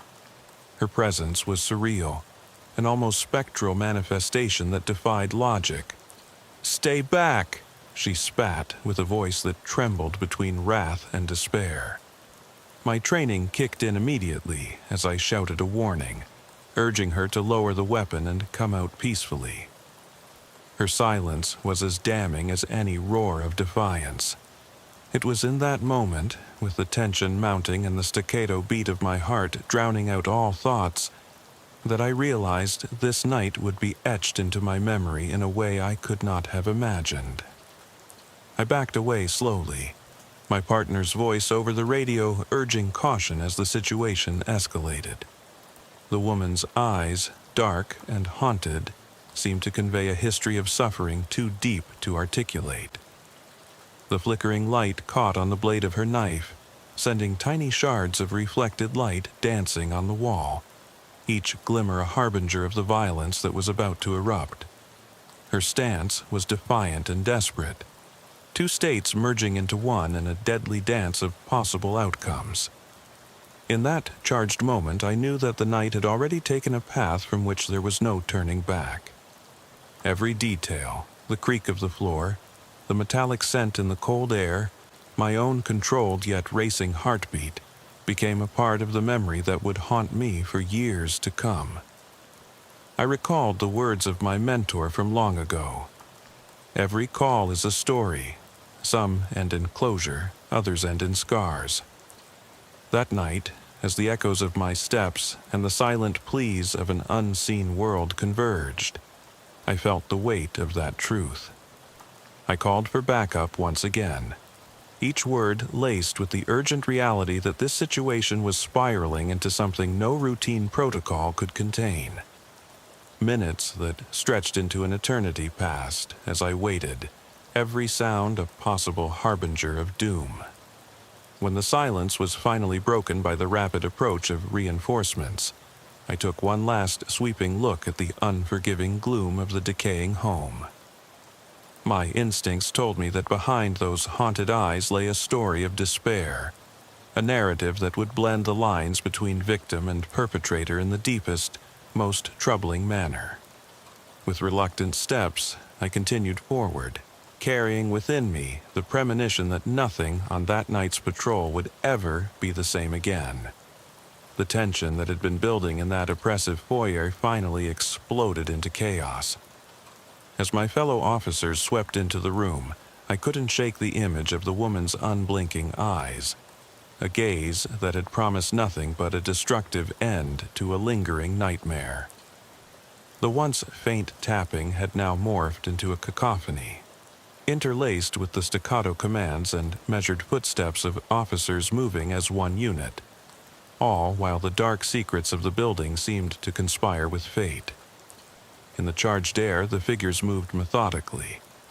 I found myself locked in an internal battle, my training contending with the primal urge to flee, all while the weight of a responsibility heavier than any uniform pressed upon my shoulders. Officers shouted commands, their voices echoing in the narrow hallways like fragments of a broken promise. "Hands up! Don't make this worse!" one of them bellowed as the situation teetered on the brink of violence. Despite the command, silence and stubborn resilience reigned on the other side of the threshold. Then, without warning, the woman surged forward from the dim corridor. In a blur of motion too swift to catch clearly, she barreled toward us, her eyes locked on me with a ferocity that froze my thoughts. Time seemed to shrink, and in that heartbeat of horror my world contracted to the searing pain of metal cutting through flesh. I felt the impact as if it were a thunderclap in slow motion, a precise blow to my chest that radiated white-hot agony. My body recoiled instinctively, every fiber screaming in protest as the knife found its mark. "Officer, get down!" someone shouted, though the words came muted against the roaring storm of adrenaline and pain that now consumed me. I tried to steady myself, to take a controlled breath, but the shock of the attack drowned out all rational thought. Marcus's voice was the only tether to sanity, urging, "Reed, hold on. We've got you." I could hear his footfalls echoing on the tiled floor as fellow officers moved in with desperate efficiency. In the ensuing pandemonium, the space around me became a confused tapestry of flashing lights, muffled shouts, and the overwhelming scent of fear. I struggled to maintain focus even as the edges of my vision blurred, the reality of every moment colliding into a chaotic rush. The metallic taste of blood mingled with the bitter tang of fear as I tried to comprehend the surreal horror of the attacker's expression, a blend of torment, resolve, and something inhuman that defied explanation. The woman, still advancing with a relentless determination, gave no sign of relenting. Each step she took was punctuated by a grotesque sense of purpose, as if the knife in her hand was less a weapon and more a twisted extension of her own fractured soul. Marcus's firm, unyielding grip on my arm pulled me away from the immediate line of fire as shots rang out in rapid succession. The echo of the gunshots reverberated off the bare walls, and the air was split by the sharp retort of weaponry. In the midst of the discord, I heard the unmistakable sound of breaking glass and splintering wood, a violent punctuation marking the collapse of order into chaos.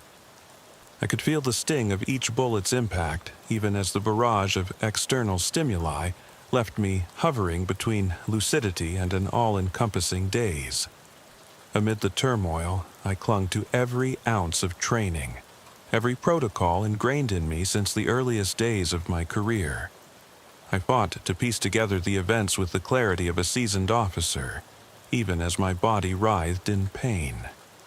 My mind, normally a reservoir of precise, calculated responses, now felt like a jumbled reel of fragmented memories. The flashing silhouette of a foe, the anguished cry of a fallen colleague, the persistent, inexplicable tapping that had heralded this confrontation from the very beginning.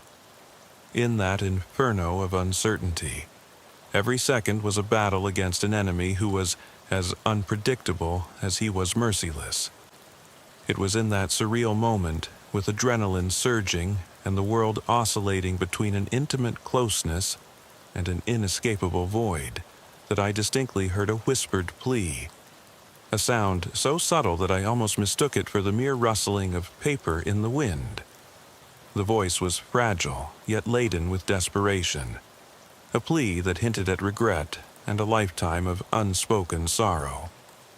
For an agonizing moment, I questioned whether that sound belonged to the attacker, or if it was simply the ghost of something lost in the corridors of my own haunted memories. Before any reconciliation of these disjointed images could occur, the chaos reached its climax. With a final, desperate burst, a fellow officer discharged their weapon, and the relentless assault came to an abrupt halt. The attacker crumpled to the ground in a final, shuddering collapse, her knife skittering across the cold tile floor. In the heavy silence that followed, punctuated only by my ragged breathing and the distant, faltering beats of heart monitors, the gravity of the night's events settled like a suffocating shroud around us all. Every detail, the searing pain in my chest, the disjointed echoes of commands, the surreal quiet that succeeded the storm of violence, wove itself into an indelible scar on my memory. As I lay there, struggling to orient myself in a reality now forever altered by that brutal encounter, the world outside the shattered windows seemed to carry on as if nothing had happened. but deep within, I knew that nothing would ever be the same again. I could only cling to the hope that the wound, though physically treatable, would someday mend in ways my heart and soul might understand. The sterile brightness of the hospital corridors was a harsh counterpoint to the darkness of that night.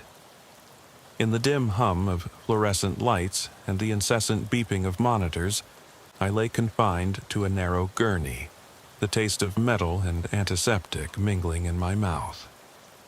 The paramedics worked tirelessly around me, their voices measured and clinical, as if reciting a well-rehearsed script.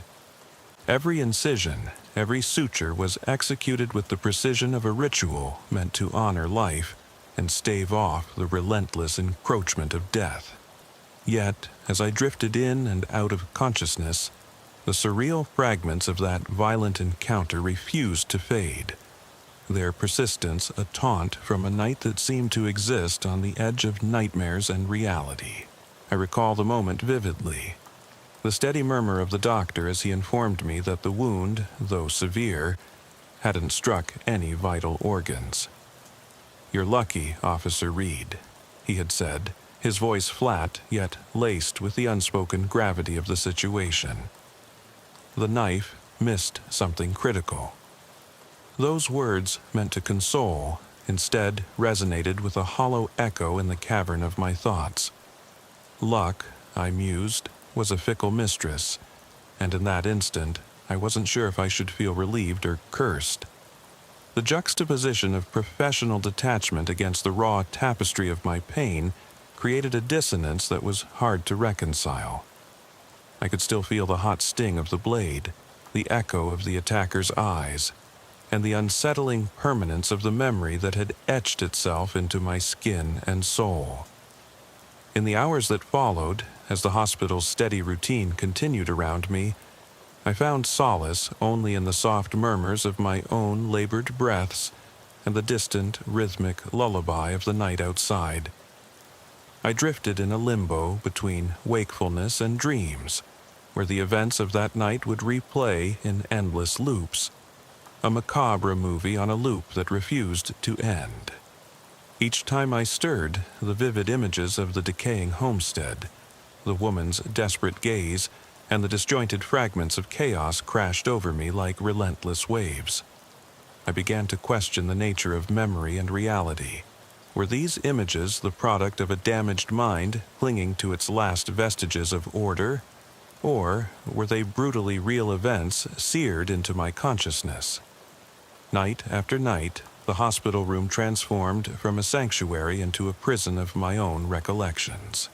Sleep proved elusive, and as I lay on that narrow bed with the sterile sheets tangled around my limbs, I would awaken to find the room darkened by the early pre-dawn gloom and the haunting remnants of my own terror. Unseen forces seemed to lurk in the corners of my vision, and every creak, every whisper of the wind against the window pane set my heart racing. The physical pain in my chest, though manageable, was eclipsed by the psychological burden that was steadily taking root, an insidious dread that there were parts of that night I couldn't fully grasp, fragments that defied explanation. In whispered conversations during the rare moments of quiet between the bustling doctors and the routine rounds of the night nurse, I learned snippets about my assailant. Her name, I discovered, was Talia, and she was more than just a troubled soul in the eyes of the community. Neighbors spoke in hushed tones of her descent into isolation, of a life burdened by repeated evictions and a history marred by personal tragedy. She was a name that, in the annals of local folklore, carried a grim significance. Yet, even as the investigations began and questions were hastily raised about her motives and her fractured mental state, the memory of our encounter remained unyielding, a testament to the unpredictable dance between order and chaos that defines this line of work. I spent long hours grappling with the unspoken question: what drives a person to the brink of violence? To wield a knife as though it were the sole means of exorcising demons? In the sterile solitude of that hospital room, with the buzz of the fluorescent lights overhead, I found myself revisiting not only that fateful confrontation, but also the accumulated weight of years spent on the thin line between normalcy and the macabre. Every case, every call, had brought with it a subtle erosion of certainty, a gradual, almost imperceptible shift towards a world where every shadow might conceal a threat. Every stranger might harbor a hidden despair.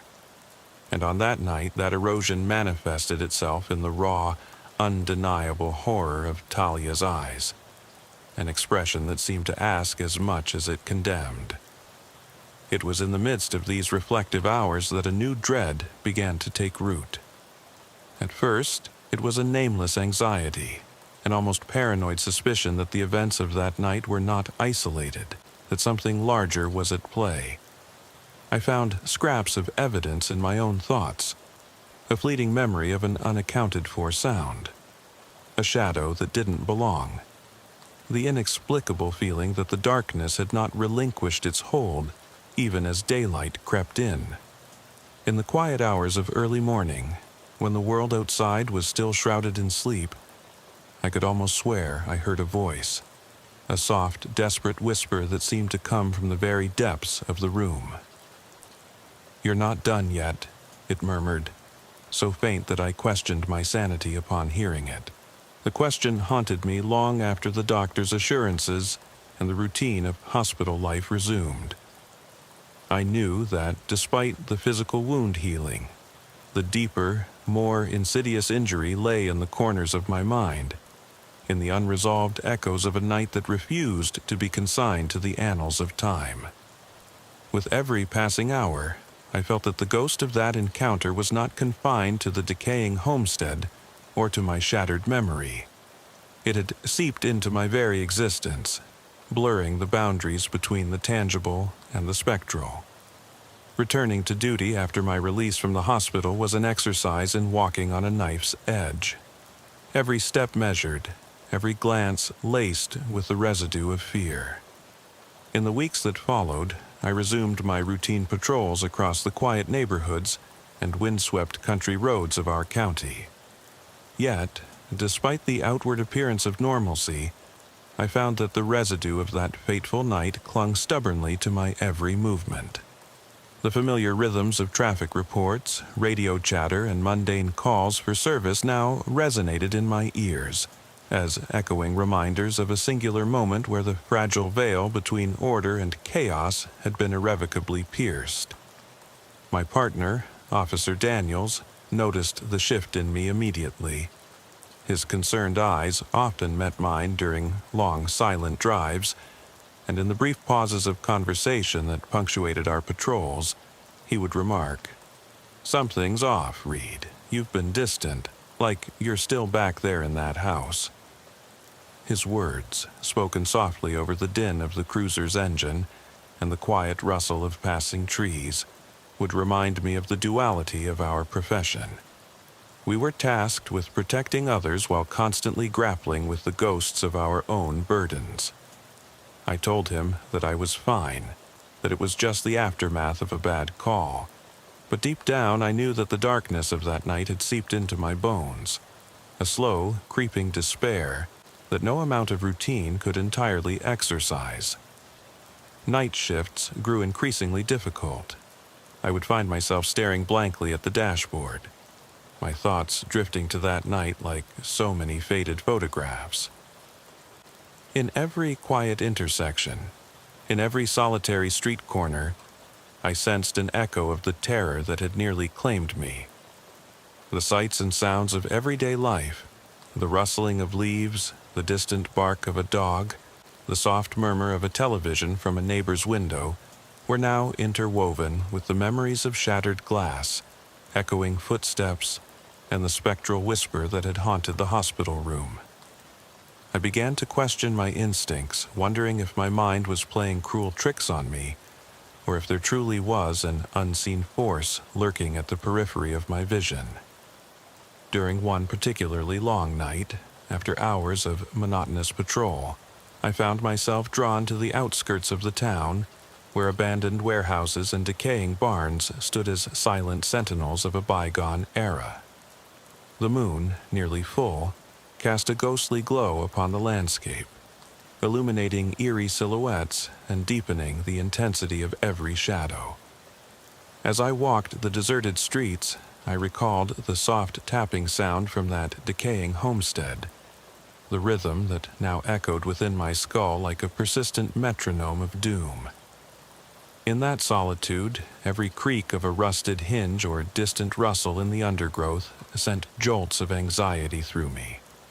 I questioned whether the darkness itself harbored a will, a malignant force that sought to claim not just physical life, but the very essence of hope. One night, while standing at a desolate intersection, I found a small, neatly folded note tucked under the windshield wiper of my cruiser. The paper was aged and creased, and upon it, in careful, unyielding handwriting, were the words, "Tonight, you nearly closed the door on me. But some doors are meant to remain open." The message struck me with a force that went beyond mere words. It was as if my deepest fears had been externalized into ink and paper, a reminder that some horrors were not easily confined to a single moment or place. I stared at the note for what felt like an eternity, the weight of its implications settling heavily in my heart. Who had written it? Was it Talia, the woman whose sorrow had culminated in violence? Or was it someone, or something, else altogether, intent on luring me back into a labyrinth of unresolved terror? That question gnawed at me, its answer as elusive as the flicker of a dying flame. In the days that followed, I immersed myself in gathering every scrap of information I could about the incident. I revisited the scene with colleagues, re-interviewed witnesses, and pored over every detail that might illuminate the dark corners of that night. The investigation, however, seemed to mirror the labyrinthine nature of my own thoughts. Each new clue led to more questions than answers.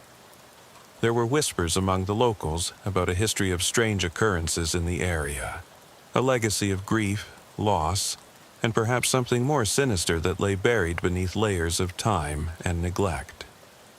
These murmurs, though unverified, only deepened the unsettling feeling that the attack was not an isolated incident, but a fragment of a larger, more disturbing tapestry. I began to document my experiences meticulously, not just as a report for my superiors, but as a means of exercising the persistent memories that haunted me day after day. Late at night, I would sit at my small desk in the precinct, the harsh glare of a desk lamp illuminating my notes, and write down every detail I could recall. The cold flash of metal, the sound of orders shouted in desperation, the feeling of my heart pounding in a quiet room that suddenly felt infinitely small. The words flowed from me like a confession, each sentence an attempt to reconcile the divide between the man who served on the front lines and the one who was now under siege by his own memories. Yet, amidst the clinical examination of facts and figures, a sense of dread continued to pervade my thoughts.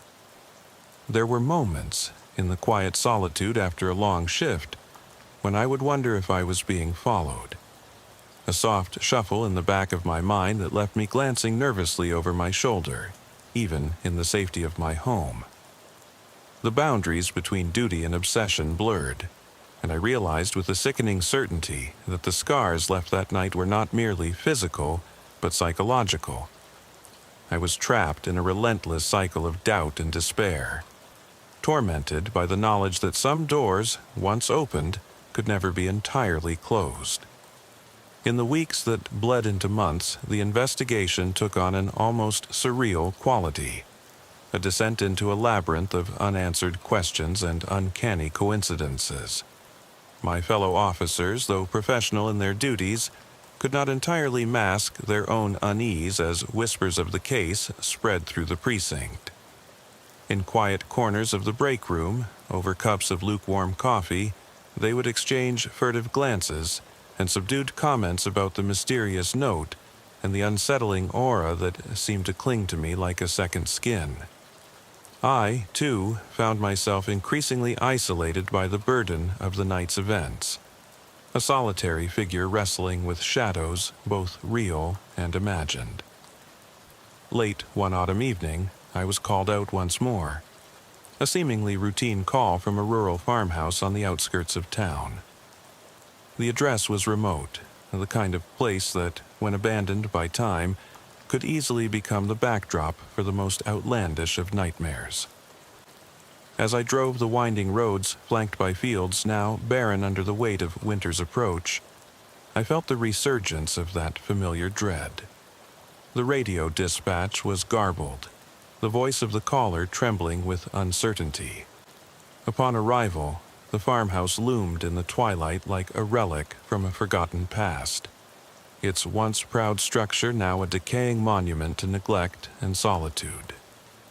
I approached the building cautiously, my flashlight slicing through the encroaching darkness.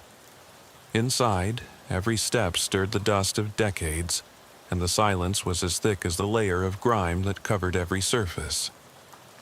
I moved methodically, scanning each room for any sign of disturbance, my senses attuned to the slightest anomaly. It was in one of these barren rooms that I found an object that sent a chill coursing through me. A battered photograph of a young woman with eyes that bore a striking resemblance to those of Talia, the attacker from that fateful night. Her gaze in the photo was filled with a haunting mixture of despair and defiance, as if she too had been tormented by forces beyond her control. I carefully placed the photograph into evidence, each detail of the image etching itself into my mind. The farmhouse, it seemed, was more than just an abandoned relic. It was a repository of memories, of lives lived and lost. As I stood there, the wind outside rose in a mournful dirge that rattled the windows, and I couldn't help but feel that I had stumbled into yet another chapter of the same relentless mystery. Was it merely coincidence that Talia's face stared back at me from the faded print? Or was it a deliberate message left by someone who knew too much? The question burned in my chest, and despite my better judgment, I found that I couldn't let it go unanswered. Back at the precinct, I spent long hours poring over files and interviewing anyone who might remember something. A neighbor who had seen a figure lurking near the farmhouse, an old-timer whose recollections of the area reached back to times when the fields were fertile and hope was a frequent visitor. Each conversation, each snippet of recollection, added another layer to the puzzle. I began to see a pattern, a tapestry woven from seemingly disparate threads of sorrow, anger, and inexplicable connection. There were reports, sporadic, almost dismissible, of strange lights in the sky, eerie sounds coming from deserted fields, and cold spots in otherwise ordinary spaces. The threads were fragile, yet together they painted a picture too disturbing to ignore. A history of tragedy and inexplicable occurrences that spanned far beyond the boundaries of my usual patrol. I felt increasingly compelled to follow these leads myself, venturing into the dark hinterlands of our county after my shifts. Each nocturnal excursion was a journey into the unknown, a confrontation with memories and premonitions that I had long tried to bury beneath the monotony of duty. In the solitude of those long drives down forgotten roads, every rustle of the wind, every fleeting shadow cast by a distant tree, became a portent of something amiss. The sense of isolation was overwhelming, and as I crossed the thresholds of abandoned fields and crumbling barns, I couldn't help but wonder if the darkness itself was calling to me, urging me to seek out its hidden truths. One rain-soaked night, as I sought refuge in an old diner on the outskirts of town, I encountered an elderly man who seemed to live on the fringes of a forgotten era.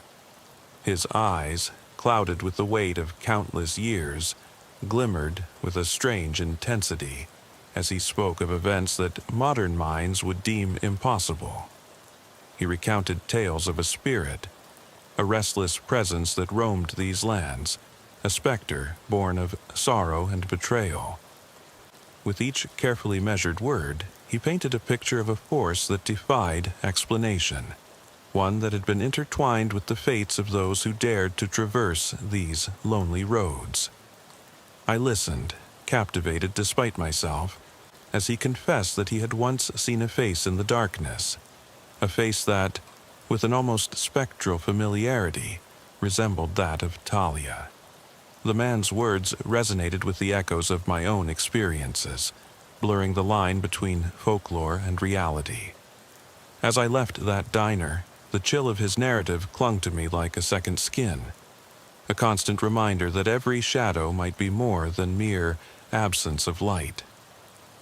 In the silence of my car, with the rhythmic patter of rain on the roof, I felt a deep-seated compulsion to unravel the tangled threads of this mystery, no matter how painful or perilous the journey might become.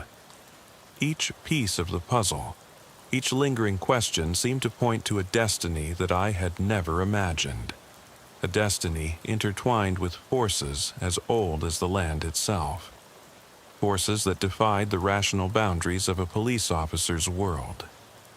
In the relentless pull of that unyielding investigation, I soon found that every step forward revealed yet another layer of dread. The more I delved into the enigma that had overtaken my thoughts, the more it became apparent that the boundaries between my personal trauma and the case were fatally intertwined. I began to experience moments of dislocation, a surreal fragmentation of time, where memories of that first violent encounter overlapped with the present. The face of Talia, the desperate plea in the hospital room, and the chilling message left on my cruiser coalesced into a single, unshakable truth. Something profound and disturbing was at work. Late one evening, while revisiting the farmhouse scene with a small team of detectives, I found myself alone with a single faded journal tucked away in a hidden compartment behind a rotting bookcase. The journal, its pages brittle and stained with the passage of time, belonged to a woman whose name was scrawled across the first page in elegant cursive: Marjorie. As I flipped through its contents, I discovered accounts of similar disturbances, of voices in the night and a persistent unseen despair that had plagued not only her, but generations before her. Her words were raw and unfiltered, detailing a descent into psychological torment that resonated disturbingly with my own memories. Marjorie wrote about inexplicable events, a persistent presence in the home, mysterious figures in the periphery of vision, and a relentless feeling of being watched. Her final entries spoke of an inevitable convergence of fate, a reckoning where past traumas and present horrors would collide.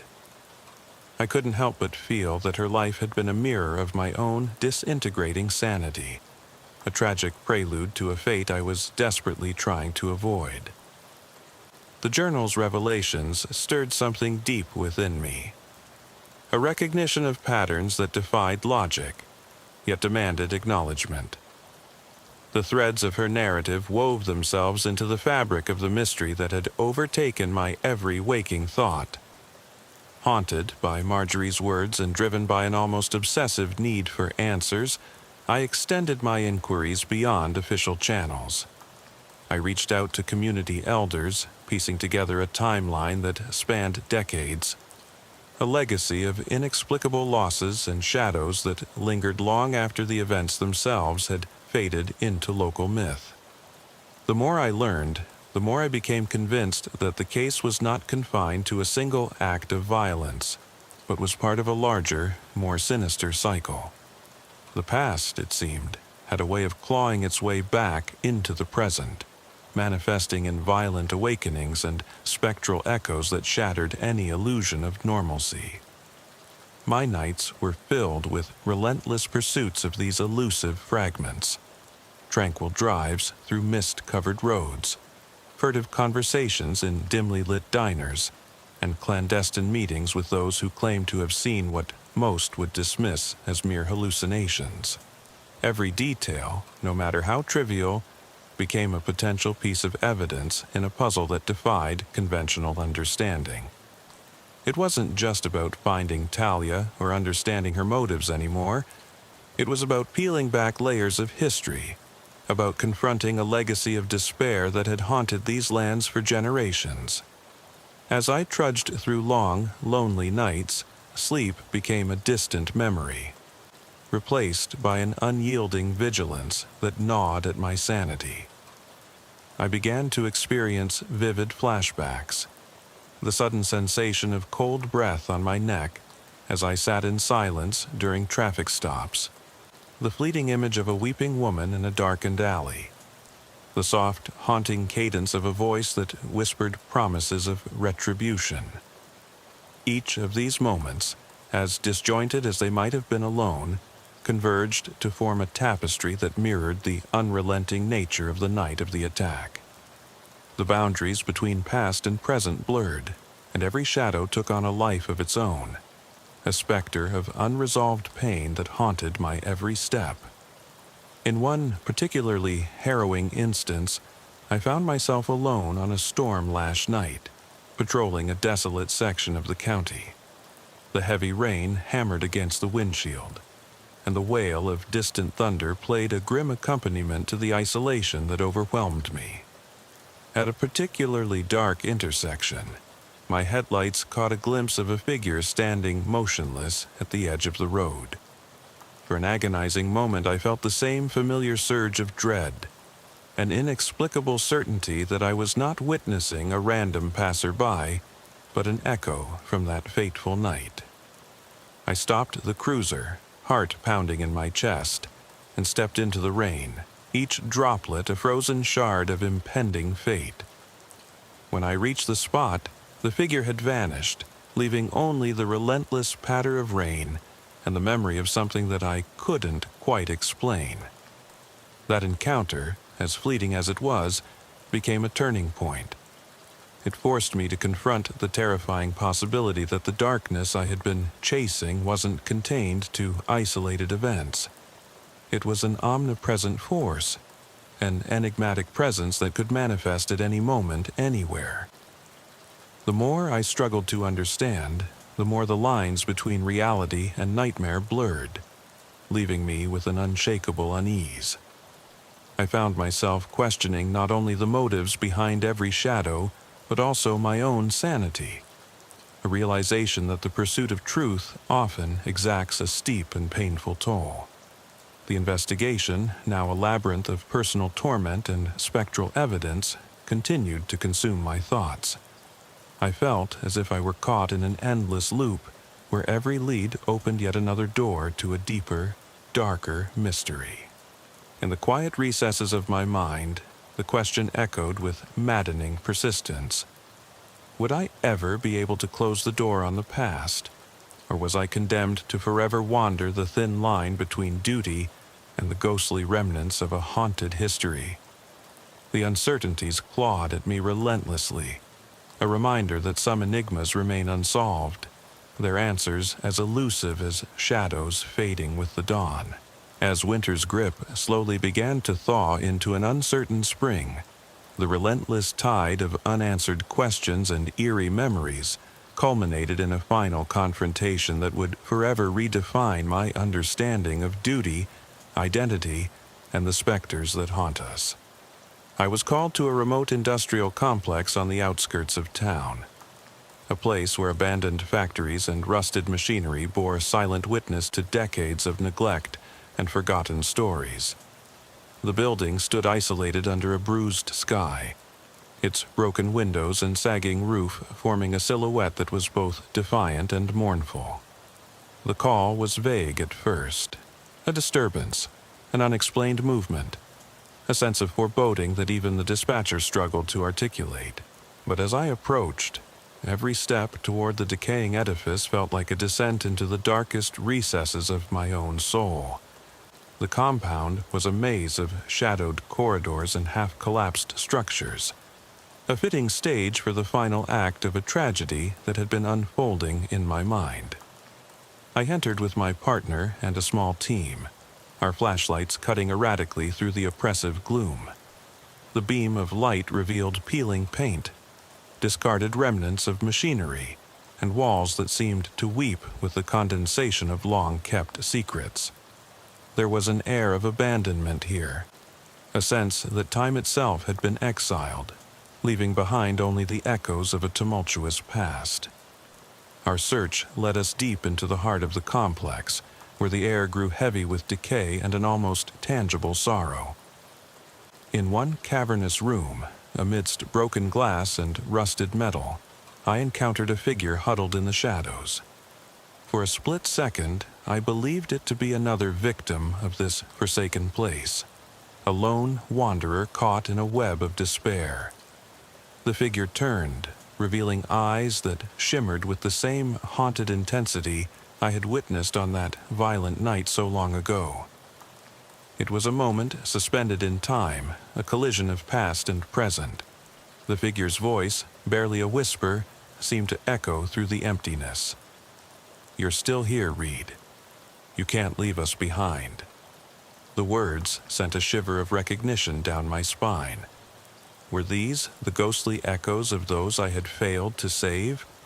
Or was it a manifestation of my own tortured conscience, a specter born of unhealed wounds and relentless guilt? The air around me crackled with the intensity of unresolved pain as I stepped forward, each footfall an act of defiance against the invisible forces that sought to drag me back into the abyss. "Who are you?" I demanded, my voice firm despite the trembling that threatened to betray my inner turmoil. But before an answer could form, the figure melted away into the darkness, leaving only a lingering chill and the faint imprint of despair that clung to the walls.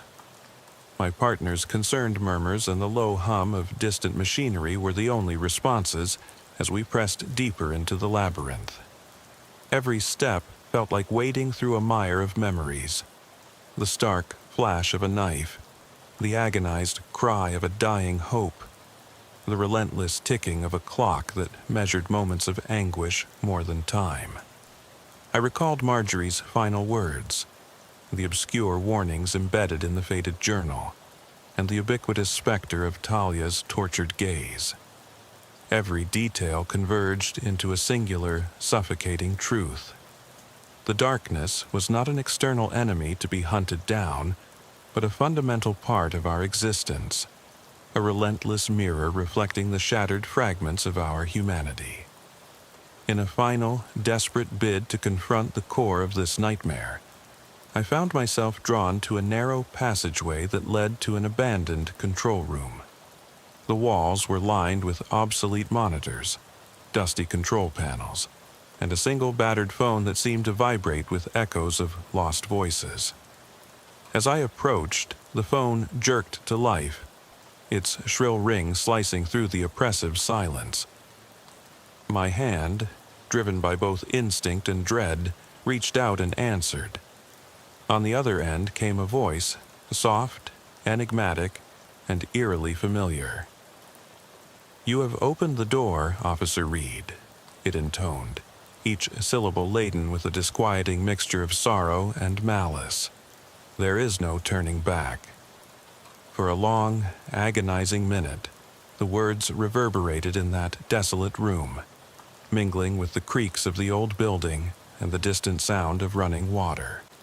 In that moment, every piece of the puzzle seemed to fall into place, and yet the overarching mystery only deepened. The voice continued, now more insistent. "What you witnessed, what you believe, is but a fragment of the whole truth. The door you have left ajar will never truly close. Its hinges are rusted with the sorrow and rage of those who have been forgotten." The phone clicked dead, leaving me cradling the weight of unanswered questions. A final, maddening twist that left my heart pounding and my spirit trembling in equal measure.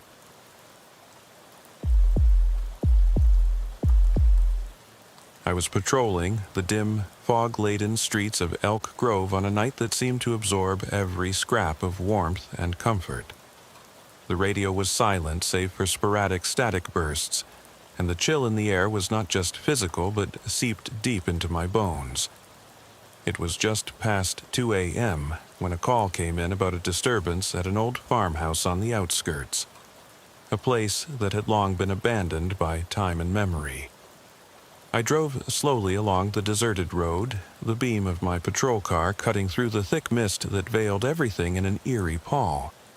As I neared the location, the dilapidated structure emerged from the fog like a specter of the past, its broken windows and sagging roof hinting at secrets best left undiscovered. I parked the car a safe distance away and stepped out into the cold night, the gravel crunching under my boots as I approached the creaking wooden porch. A broken light fixture swayed in the wind, casting grotesque shadows that danced over peeling paint and warped boards. Every sense was on alert. The silence was almost palpable, broken only by the distant murmur of a stray dog and my own steady breathing. I reached the door and paused, listening to the weight of the silence. Then, suddenly, a scream tore through the stillness. A raw, anguished cry that seemed to vibrate in the very air around me.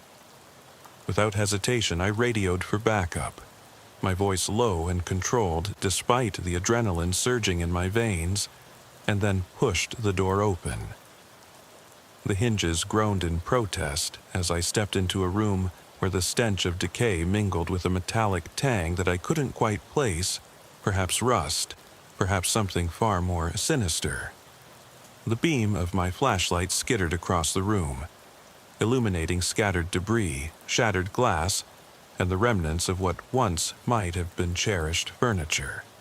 Every detail, from the water-stained wallpaper to the floorboards creaking under my weight, screamed neglect and abandonment. Yet something was disturbingly out of place. My instincts told me this was no ordinary break-in or random vandalism. The way the darkness clung to each corner, the unnerving quiet punctuated by muffled sounds, and the sudden, inexplicable chill that gripped me.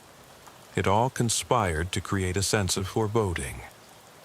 Moving cautiously along the corridor, I noted the uneven patterns of light and shadow dancing on the walls, patterns that resembled the anxious heartbeat of the building itself. I edged toward a narrow staircase that led upward, each step a hesitant promise of what lay beyond. The sound of my footsteps became a metronome to my rising tension. As I ascended, the oppressive air thickened. It was as if the house itself was breathing, exhaling the despair of years long past. At the top of the stairs, I found a door slightly ajar, its soft creak merging with a faint, desperate whisper on the other side. Inside, the beam of my flashlight fell upon a scene that would forever be etched into my mind. A young woman sat bound to a rickety chair by a large, grimy window. Her wrists and ankles were secured with rough, unforgiving rope, and the fabric of her clothing was torn in places, as if she had struggled against her restraints. Her face was ashen, her eyes wide with terror, and a rough cloth was tied around her mouth, a feeble attempt to stifle the sobs escaping in short, ragged gasps. "Help! Me!" she managed to croak, her voice barely audible over the pounding of my heart.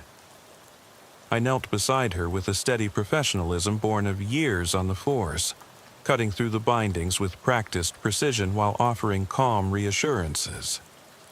In that moment, the farmhouse transformed from a mere abandoned relic to a stage for human suffering and desperate survival.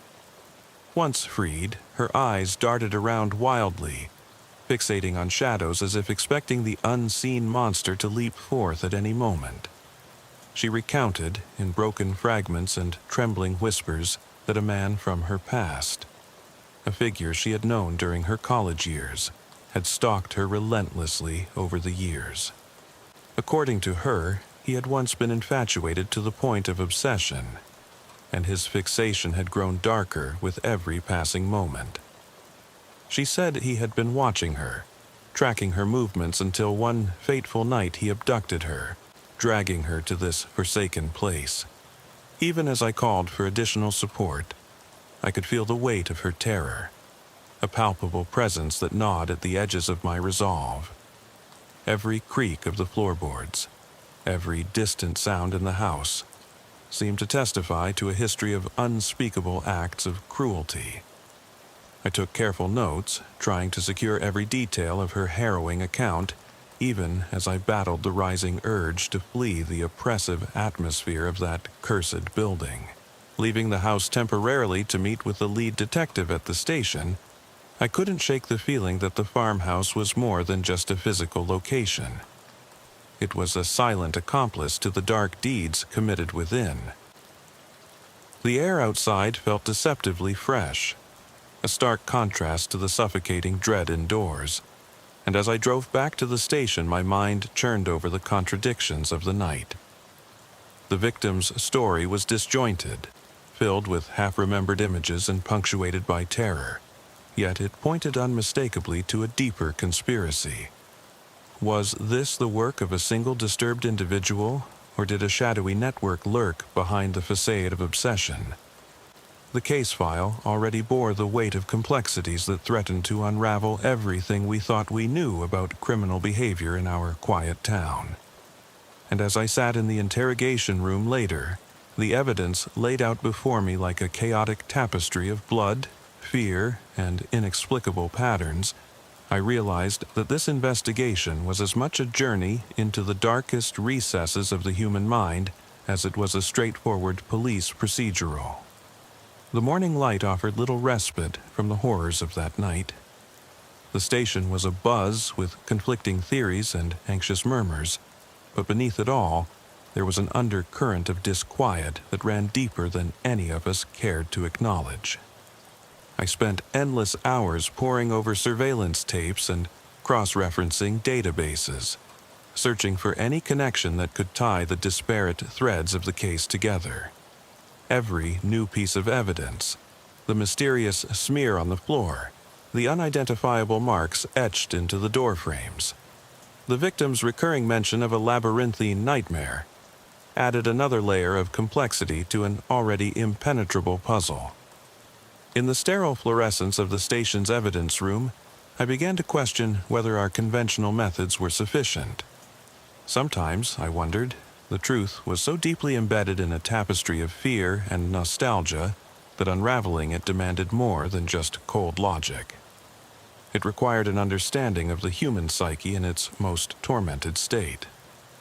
The investigation deepened over the ensuing days, as relentless as the creeping fog outside and as implacable as the weight of my own memories. I found myself returning to that house again and again, in dreams, in quiet moments on patrol, and in the silent corners of my mind where doubts festered. The victim, whose name remained confidential for her own protection, was taken to a safe house under the watchful care of medical and psychological professionals. Her broken recollections became the nucleus around which we built a timeline, a scattered narrative of events that spanned months, maybe years, leading up to that fateful night. I would sit for hours on end in my cramped office at the precinct, scribbling notes on everything from her disjointed statements to the minutiae of the evidence that littered the farmhouse. I was determined to trace every clue back to its origin, to find patterns in the chaos that had so far defied explanation. Late one evening, while the station was mostly empty, and the hum of malfunctioning fluorescent lights provided a steady, almost hypnotic backdrop, I revisited the case files. Amid the mundane paperwork and routine records, I found a series of notes in a faded notebook that didn't seem to belong to any officer on our roster. The scribbled handwriting recounted details that mirrored the victim's account almost word for word. The quiet sound of footsteps in the hallway, the sensation of being watched from every darkened corner, the oppressive sense of dread that came with the fall of night. The notebook ended abruptly, as if the writer had been interrupted mid-sentence by a force too terrible to withstand. Was it a diary belonging to the victim, or perhaps an earlier account left behind by someone else who had encountered this malevolent presence. The eerie parallels between the two accounts were impossible to ignore. Determined to follow this tenuous lead, I arranged to re-interview a few locals who had known the victim during her college years. Their recollections painted a picture of a man who was once a charming, yet unnerving presence on campus. A man whose obsession with her had gradually darkened until it became almost pathological. One elderly professor recalled whispered warnings of his peculiar behavior, while a former roommate recounted late-night calls filled with incoherent declarations of undying devotion. Each story was a fragment of a larger mosaic that suggested not only that the man was dangerous, but that his descent into darkness might have been triggered by an unknown catalyst, a hidden trauma or descent into madness that defied logical explanation. In the process, I began to uncover hints of a wider conspiracy, whispers that suggested the possibility of organized criminal elements operating in the shadows of our community. Could it be that this case was not merely one of deranged obsession, but part of a calculated diversion designed to facilitate another heinous crime? Haunted by these questions, I turned my attention back to the farmhouse. Accompanied by a small team of detectives, I returned to the scene to search for additional clues that might have been overlooked in the haste of the previous night. The building itself seemed to have shifted in appearance, as if it were a living entity capable of disguising its true nature. In the dusty recesses of a long-forgotten storage room, we discovered a series of old photographs and documents. Among them were images of gatherings, parties, and what appeared to be clandestine meetings. Snapshots of faces that I recognized from local news reports of unresolved crimes. The evidence hinted at a deep connection between the farmhouse and a network that had operated in the shadows for years. Each photograph was like a ghost from the past, a silent witness to crimes that had been meticulously concealed by time and fear. I began to feel an unrelenting pressure, as if the secrets within those walls were not content to remain buried. They were demanding to be heard. Every night on patrol thereafter, I could not shake the feeling that I was being watched by something unseen. The once familiar streets of Elk Grove became disquieting in their apparent normalcy, the flickering streetlights and winding roads whispering of hidden dangers lurking just beyond view. My dreams were plagued with fragments of that long, oppressive night, the sound of a single, labored breath in the dark, the echo of footsteps that were not my own, and the image of a smiling face that defied explanation. I kept a journal, documenting not only the facts of the case but also the insidious emotional weight that the investigation was having on me. The blurred lines between duty and personal fear began to take their toll, and I found myself questioning not only the nature of the crimes, but the very fabric of reality as I knew it. Was I chasing down a remnant of a bygone era of madness, or had I stumbled upon a living nightmare designed to unravel everything I believed about safety and justice? In quiet moments between interviews and late-night stakeouts, I would sit alone in my car, the engine idling as I replayed every detail of that night over and over in my mind. The notebook, the photographs, the confessions of terror, they all blended together into a tapestry of dread that defied logic and reason.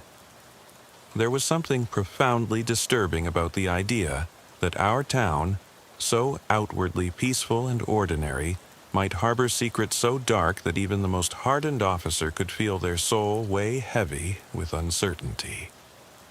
Every piece of the puzzle beckoned me deeper into a labyrinth of deceit and horror, a maze where every turn promised only more questions and ever-deepening shadows. As the investigation pressed on into a second grueling week, I became increasingly isolated in my pursuit of the truth. My colleagues spoke in hushed tones when I mentioned the notebook and the hidden photographs, details that seemed to implicate not only the deranged stalker, but also a network of individuals operating behind a veil of respectability. Late-night shifts turned into a solitary battle against forces that blurred the lines between rational police work and inexplicable phenomena. I found myself haunted by the relentless memory of that woman's terrified face and the resonant sound of her whispered pleas. Each time I closed my eyes, the oppressive darkness of that farmhouse loomed before me, its secrets echoing in every creak of my apartment's floorboards and every flicker of the street lamp outside my window.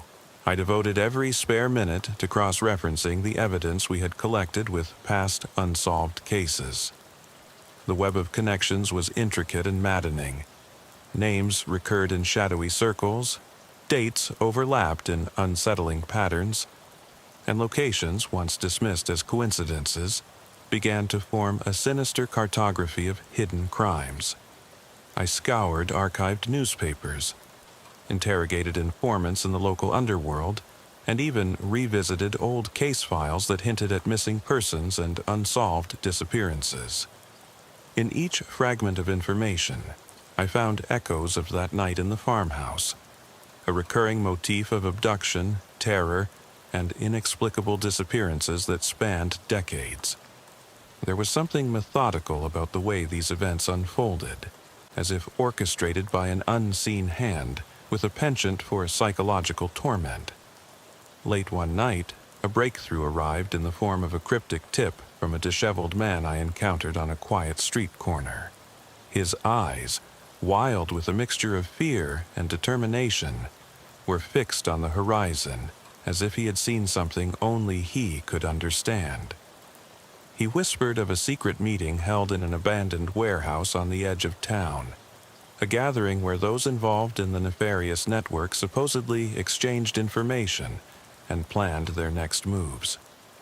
His words were hurried, laced with paranoia, yet they held a kernel of truth that I could not ignore.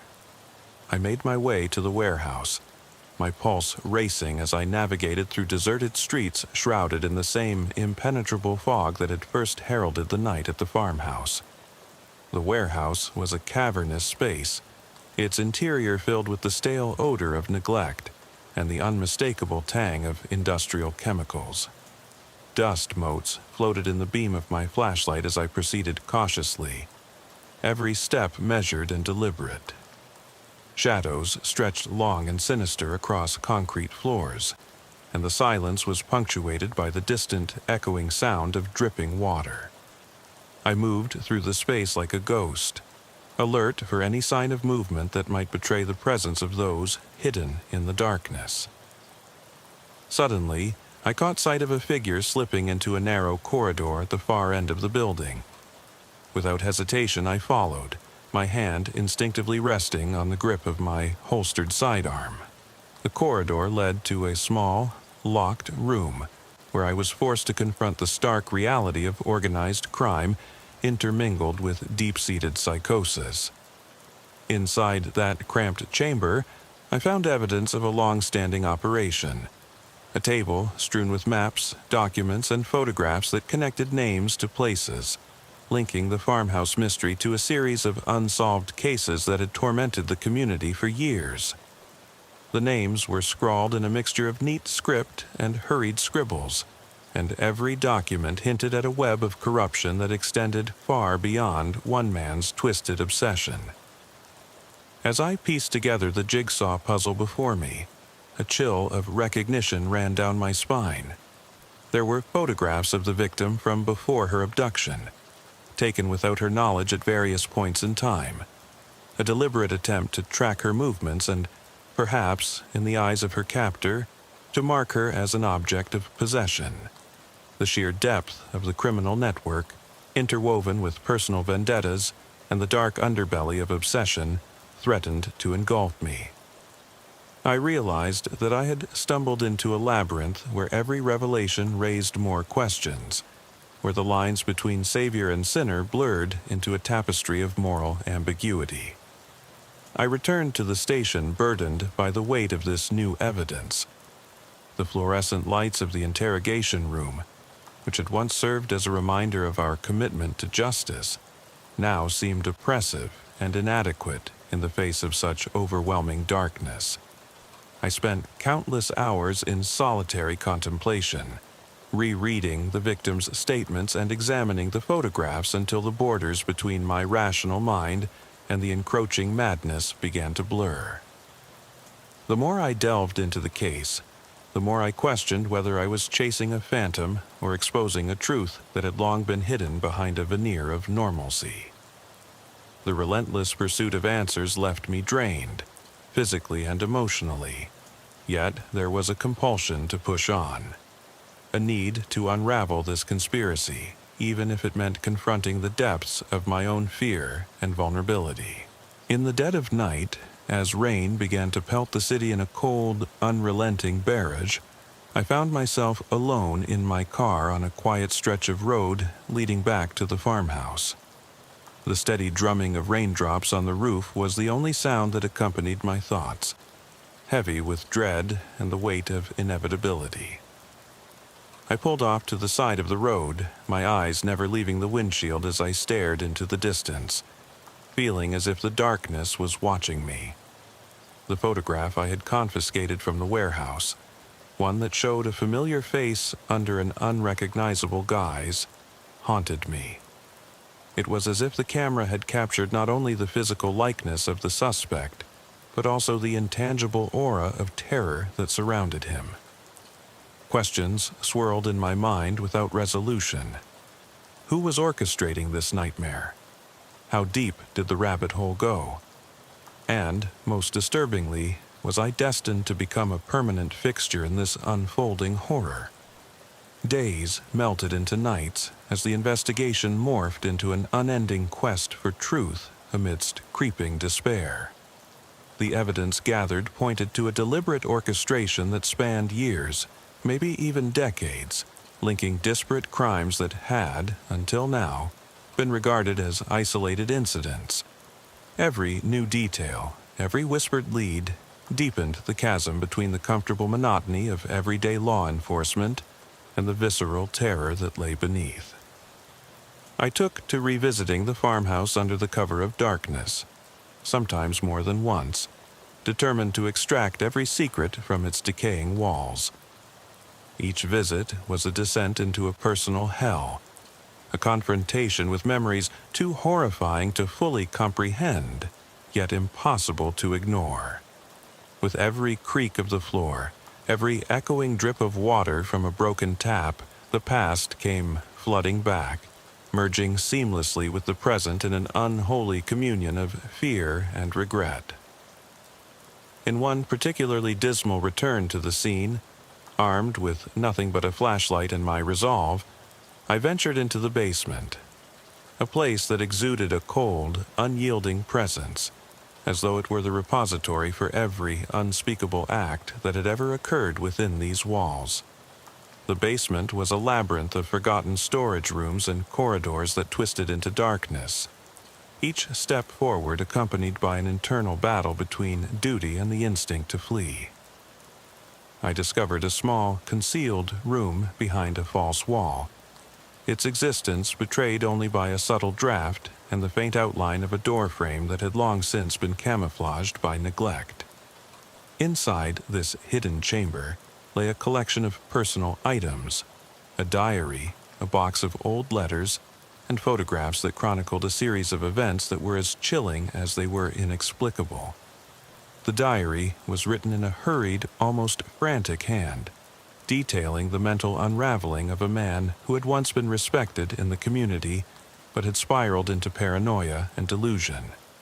His final entries were fragmented, filled with desperate warnings of a presence that would consume him if he did not expose the truth.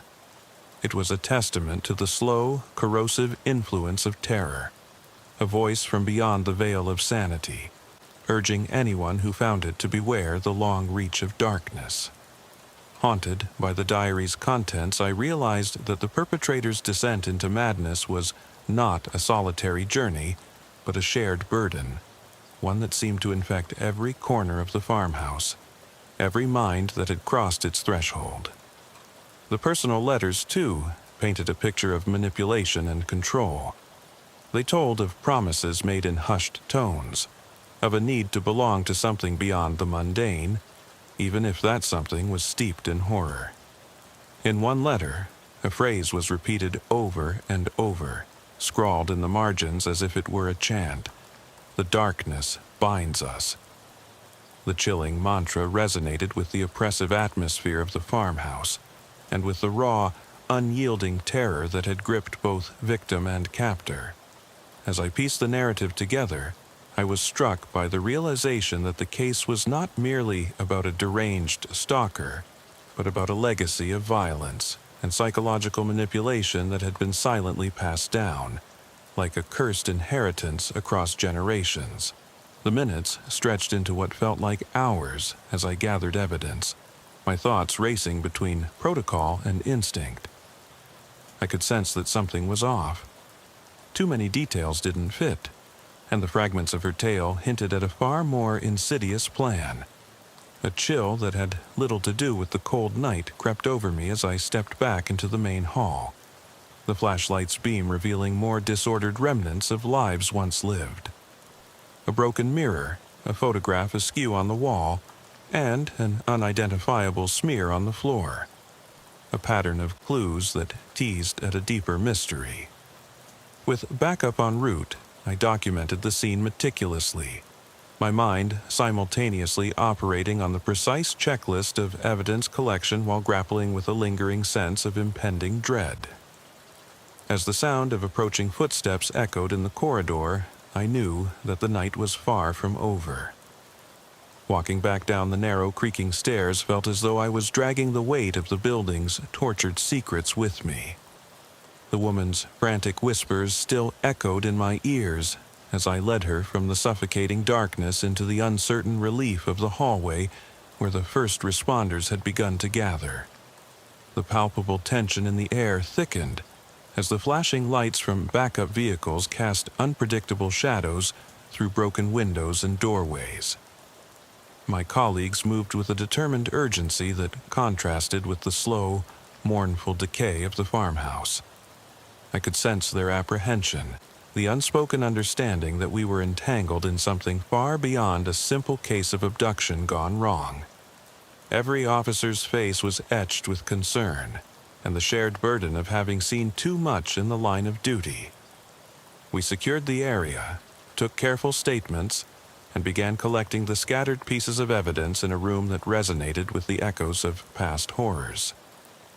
The unsettling discovery of the victim's disjointed narrative soon gave way to new questions. Why was this man still free? And how had he managed to elude detection despite the meticulous planning that was now beginning to show its signs? The woman's mention of her college tormentor struck a discordant note in my memory. There had always been rumors of his descent into madness, of dark obsessions that blurred the line between passion and perversion. With every detail she shared, my grip on the gravity of the situation tightened, and I found myself reliving the countless nights spent chasing down leads and poring over case files, trying to make sense of criminal minds that defied explanation. As the forensic team combed through the house's every crevice, I found myself returning to the room where the victim had been held. There, the interplay of light and shadow on the worn wallpaper and cracked furniture seemed to tell a story of its own, a silent narrative of despair and hidden violence. I methodically retraced my steps, noting subtle details. A peculiar mark near the base of the staircase, a faint trail of something dark and viscous that led to a closed door at the rear of the second floor. My instincts screamed that this was not an isolated incident, but part of a larger, more convoluted puzzle that spanned years, perhaps decades. With each piece of evidence and every whispered confession, my certainty grew that the truth lay buried beneath layers of deception and carefully orchestrated chaos. I spent hours questioning the victim, carefully coaxing out more fragments of her memory, even as she shuddered at every word. Between trembling breaths, she mentioned a recurring nightmare, a vision of endless corridors, cold and oppressive, where a figure lurked in the darkness, always watching. It was as though the very walls of the farmhouse had absorbed the terror of its past and were now haunting the present.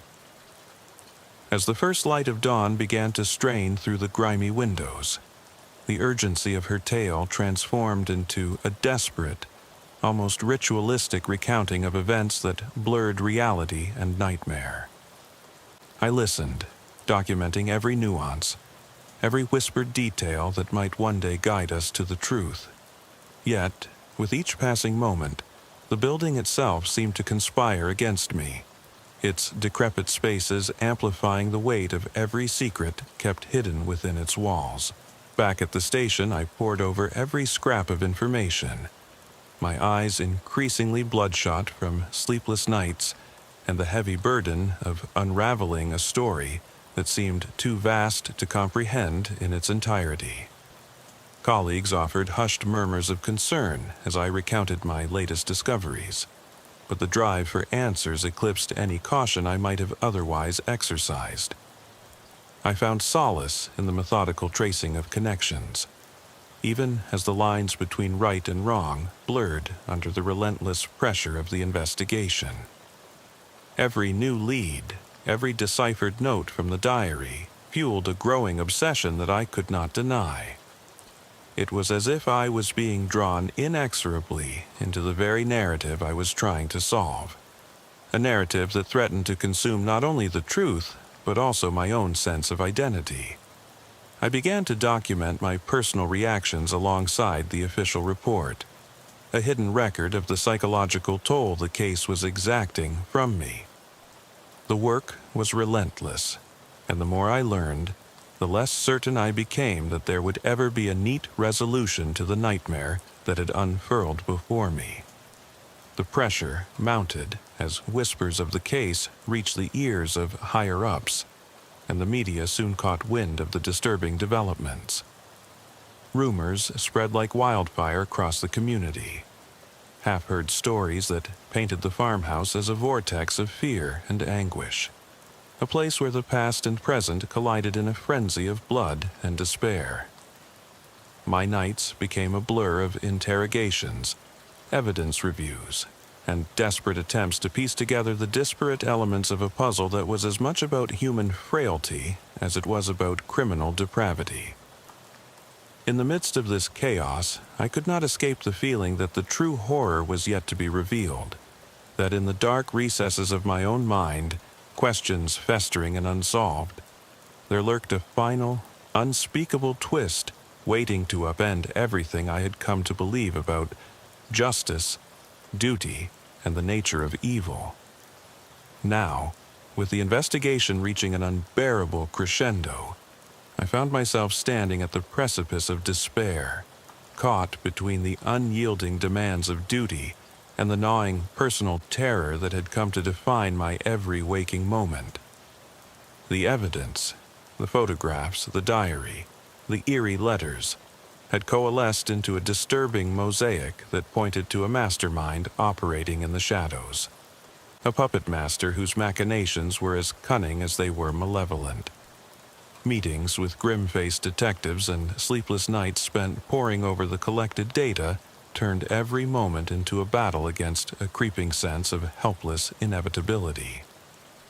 I made one final, desperate decision: to re-enter the farmhouse alone. This time, not as an officer on duty, but as a man determined to confront the very heart of the darkness that had so thoroughly invaded my life. With a deep, labored breath, I retraced my steps along the narrow path that led to the cursed structure. The farmhouse loomed before me, its broken facade a silent promise of revelations and nightmares. The wind howled through the shattered windows and desolate halls as I pushed open the door once more. Each step I took seemed to echo the cumulative dread of countless souls who had suffered within these walls. This time, I was not alone. Every memory, every whisper of the past was with me, urging me onward even as rationality begged me to turn back. I ventured into the heart of the building, my flashlight beam trembling against the oppressive darkness. In the main hall, familiar objects of decay stared back at me like silent witnesses to unspeakable acts. Old photographs hung crookedly on the walls, and the very air seemed to vibrate with a palpable energy, a hunger for further revelation. Guided by a combination of intuition and methodical reasoning, I headed toward the rear of the house where a hidden door in the living room had previously gone unnoticed. Using a crowbar to pry it open, I discovered a narrow passageway leading deep into what appeared to be an underground chamber. The passage was lined with peeling wallpaper and damp concrete, and every step deeper into the subterranean labyrinth was accompanied by an intensifying sense of foreboding. My heart pounded in my chest as I forced my way through the claustrophobic space, the beam of my flashlight struggling to penetrate the thick darkness that seemed almost tangible. The corridor finally opened into a large, vaulted room whose oppressive atmosphere and stale air invoked images of ancient catacombs. In the center of that room was a makeshift altar, surrounded by objects that defied explanation. Personal items, trinkets, and what appeared to be relics from numerous victims. The sight was so macabre and unnerving that, for a brief moment, I questioned whether I could bear to record every detail. I crouched down and began a careful examination, my gloved fingers brushing aside years of dust and decay to reveal inscriptions etched into the stone. In a language that mingled archaic symbols and modern scrawl, the markings warned of a curse, of a darkness that would claim those who dared to disturb it. My mind reeled at the possibility that what I was confronting was not merely the work of a madman, but the legacy of a ritualistic vengeance spanning generations. My thoughts turned to the victim and her desperate cries for help. The realization that her abduction, her terror, and the meticulously orchestrated efforts to trap her in that nightmarish cycle were part of something far larger than any single act of criminal depravity. I could almost feel the weight of history pressing down upon me, an ancient injustice that refused to remain buried. The night I stepped into that cursed house was the beginning of an ordeal that would shatter everything I believed about order, duty, and reality.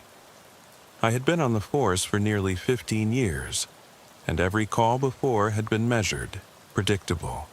A routine disturbance, a robbery in progress, or sometimes just the eerie silence of an empty town. But on that humid evening in early October, as the radio crackled with a garbled report from a caller describing unexplainable sounds and flickering lights at an old Victorian mansion on Willow Street, I felt something deep inside shift. I pulled my patrol car over to the overgrown lot where the house loomed like a relic from a forgotten era, its dark windows staring blankly like eyes into the abyss. The building's facade was scarred by time, with peeling paint, sagging porches, and a heavy atmosphere that made every instinct scream to turn back. Yet the call had been urgent.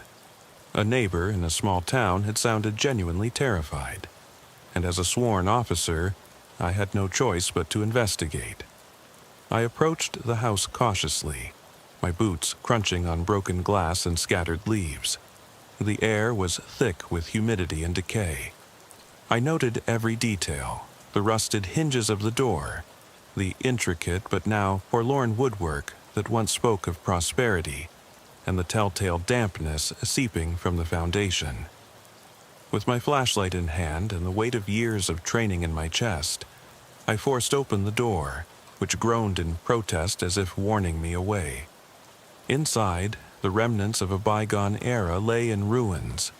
Faded wallpaper clung desperately to crumbling walls, and the floors were layered with dust that had not seen a broom in decades.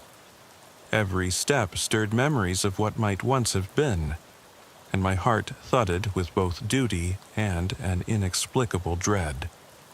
I began my investigation methodically, starting at the main hall and moving slowly through winding corridors. Each room told a story. A once grand parlor now reduced to scattered debris, a dining room where a chandelier lay shattered on the floor, and a narrow staircase leading upward to the unknown depths of the house. As I ascended those creaking steps, I recalled my training. Stay alert, document everything, never assume the extraordinary isn't possible, and kept my hand near the holstered weapon, not out of anticipation of a criminal, but because something in the air felt profoundly wrong. On the second floor, my flashlight beam revealed faint, almost fresh footprints embedded in the dust.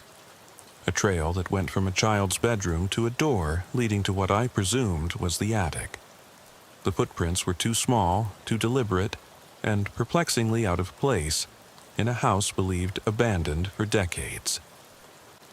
Stepping through the doorway into the dimly lit corridor, a whisper of sound brushed past me and I froze. The quiet murmur was like a child's laugh, half giggling, half crying, its origin lost in the shadowed expanse. "Hello?" I called out, my voice betraying a mixture of authority and unease. No immediate reply came, only the oppressive silence that followed like a shroud. Determined to resolve the growing mystery with the logic ingrained in my police training, I followed the trail of footprints toward the attic stairs, each step heavier than the last as if the house itself resisted my intrusion.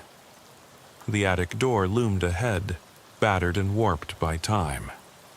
I pushed it open slowly, and the creak of its hinges sounded like the lament of forgotten souls. Inside, the attic was a tomb of memories, piles of old furniture, dusty boxes filled with yellowed photographs and trinkets, and through a small, grimy window, the moon cast eerie patterns on the floor. I scanned the room with my flashlight and saw something that froze the blood in my veins. A single rocking chair moving by itself in a corner. Its gentle sway, as if mimicking a child's restless sleep, was impossible to dismiss as mere mechanical creaking.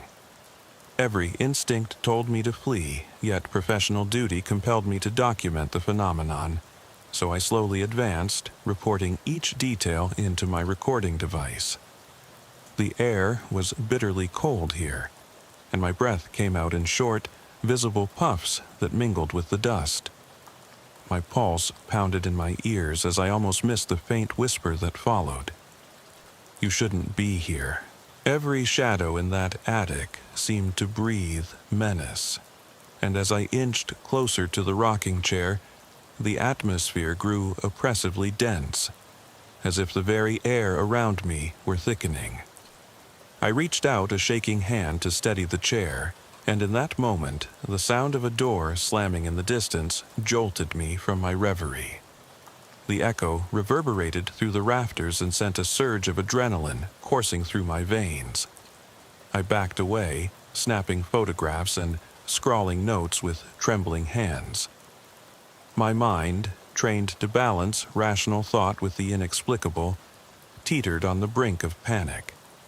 The rational part of me argued that the building's dilapidated state and natural acoustic anomalies could explain the oddities. Yet every fiber of my being recognized that I was no longer in a mere abandoned structure, but rather in a place where something unspeakable had taken root. The oppressive dark of the night made the journey back to the street feel interminable. As I retraced my steps down the creaking stairs, the resonating echoes of my own footsteps were joined by what sounded like a rhythmic tapping, as if invisible hands were drumming along the walls. I reached the foyer to find that the once open door to the outside was inexplicably closed, trapping me momentarily. It took every ounce of strength to pry it open, and once I did, the cool night air battered against my sweat-dampened face. I didn't stop running until I was safely ensconced in my patrol car, the world beyond the house slowly coming back into focus. That car ride, with the rhythmic beat of the tires on the wet asphalt, gave me a moment to reflect on the inexplicable events. I scribbled rough notes, trying to make sense of footprints that defied decay, whispering shadows, and an almost sentient cold that clung to my skin. Yet, the true horror had only just begun. In the following days, as I attempted to process the inexplicable events of that first night, I found myself haunted by vivid nightmares and flashbacks. Every time I closed my eyes, I was transported back to the cursed attic of that house, where time seemed to stand still, and the unseen eyes of the past stared unblinkingly into my soul. I began to receive anonymous tips suggesting that similar occurrences had plagued the house over generations, an endless cycle of terror that ensnared the curious and the brave alike. I made several return visits, each more harrowing than the last. On one such visit, determined to uncover a semblance of rational explanation behind the paranormal disturbances, I returned with colleagues from my precinct. We planned to secure the house and conduct a thorough investigation under controlled conditions. However, as soon as we set foot inside, an inexplicable dread overtook us. The building, it seemed, rejected our presence. Cameras malfunctioned inexplicably, recording only static in areas where the air was thickest. Our radios emitted nothing but low, mournful tones, as if the house itself had absorbed the voices and replaced them with silence. As we split up to cover more ground, I found myself alone in the parlor, a room where the past and present melded into one ominous tableau. I could almost hear the murmurs of voices, the distant echoes of an era long gone, and the unmistakable sound of a heartbeat. My own heart pounding with an intensity I had never experienced before. In that moment, I realized that the house was not simply a relic of history, but a living entity nourished by the pain, fear, and memories of those who dared to trespass within its walls. The oppressive aura was suffocating, and as the night deepened, I witnessed events that defied every rational explanation. In one instance, while inspecting a narrow corridor lined with portraits of long-dead Hartleys, I saw the eyes in each painting flicker with a cold intelligence, as if acknowledging my very presence. The sensation was overwhelming, like being watched by generations of silent witnesses, and it plunged me into a state of utter vulnerability and isolation. I made one final attempt to confront the source of these disturbances in the dead of night. Returning to the attic alone, I felt the full force of an unseen presence. The darkness pressed in on all sides, and I could feel my sanity fraying at the edges. In that suffocating gloom, I heard a distinct, measured voice that seemed to come from nowhere and everywhere all at once. "Officer Carter, you are part of this house now." The words were not a threat, but a claim. As if the house had been waiting for me all along, a sacrificial element in its eternal cycle of torment. I pleaded for understanding, demanding to know what unspeakable truth lay behind my unwelcome fate. The silence that followed was more unbearable than any scream, and it was then that I realized that my every step in that accursed place was part of something much larger, a cosmic, malevolent design that defied mortal logic. I left the premises that night not as a victorious lawman, but as a broken soul burdened with a secret too ghastly to share. Yet the investigation was far from over, and the memories of that night clung to me like a second skin. The evidence I collected, unexplained footprints, distorted images on my camera, and inexplicable electromagnetic fluctuations, remained unassailable in the eyes of rational inquiry. Still, each piece was marred by a terror that could not be quantified.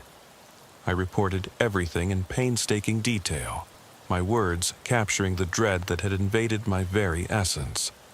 The case was closed, or so the department claimed, but within me, a relentless determination had taken hold to return and unearth the truth hidden behind the layers of time and superstition. Days bled into weeks, and the reality of what I had encountered began to infiltrate every facet of my life. On quiet nights, while sipping lukewarm coffee in the solitude of my modest apartment, I would find myself staring blankly at the dark corners of my room, as if expecting the ghostly fingers of that malevolent force to reach through the darkness. Colleagues noticed a change in me. The once composed and methodical officer now carried an air of restless paranoia. I would often pause during routine patrols, eyes darting toward the desolate hillside where the old Hartley house stood mute witness to decades of sorrow and dread. In the midst of this inner turmoil, I began to question the very nature of reality. Was I truly being haunted by a specter from the past, or had I inadvertently become an embodiment of the house's insidious legacy, its new harbinger of despair? I soon learned that the house had a history drenched in tragedy and mystery. Digging through local records with an intensity that bordered on obsession, I discovered that the Hartley family's demise was cloaked in rumors of occult practices, forbidden rituals, and sacrifices made under the cloak of night. It was whispered that Edgar Hartley, the patriarch of the family, had sought to cheat death itself, forging an unholy pact with forces beyond mortal comprehension. His insatiable hunger for eternal life had left behind a trail of destruction, innocent lives taken in the name of his dark pursuits. The more I delved into the sordid details of that blood-stained history, the clearer it became that the house was a monument to those sins. It was a trap, meticulously designed to ensnare the vulnerable and the curious, feeding off their deepest fears. The evidence of these unspeakable acts lay scattered in cryptic diary entries, faded newspaper clippings, and cryptic symbols etched into the mansion's walls. Each artifact reinforced the same chilling conclusion. The house was alive, and it was waiting for its next victim, its next lost soul to suffer under its cursed legacy. I remember one particular incident with gut-wrenching clarity. A midnight encounter in the very heart of the mansion's grand hall. I had decided to confront the supernatural presence head-on, determined to uncover even the smallest shred of rational explanation. I stood alone in the hall, the only sound being the rhythmic drip of water from a leaky ceiling. In that heavy silence, the oppressive atmosphere congealed into a palpable force, pressing down on me like an invisible vice. Out of nowhere, the temperature plummeted, and my breath fogged up in the dim light. I thought I saw shapes moving within the shadows, ephemeral silhouettes that defied the logical constraints of time and space. The sound of whispering voices grew louder, a cacophony of indistinct murmurs that gradually morphed into comprehensible words. "Join us," they beckoned softly, repeatedly, as if chanting an incantation from a forgotten age. Their voices were seductive yet laden with despair, urging me to succumb to the terror that had infiltrated every corner of my being. In that moment, my mind split into a duel of sanity versus the supernatural, and I could feel a psychological pressure mounting, a force so potent it threatened to shatter my very identity as an officer, as a rational being. Every instinct screamed to flee, yet my duty compelled me to stand my ground. The battle within me was fierce. The disciplined, logical part of my mind clashed with an unyielding terror rooted deep within my soul. The silence that followed was more excruciating than the noise of a siren, and as I mustered the strength to take a step forward, I knew that the true horror of this place was not merely what lay visible in its decaying walls, but the psychological torment it inflicted upon every visitor who dared challenge its malevolent power.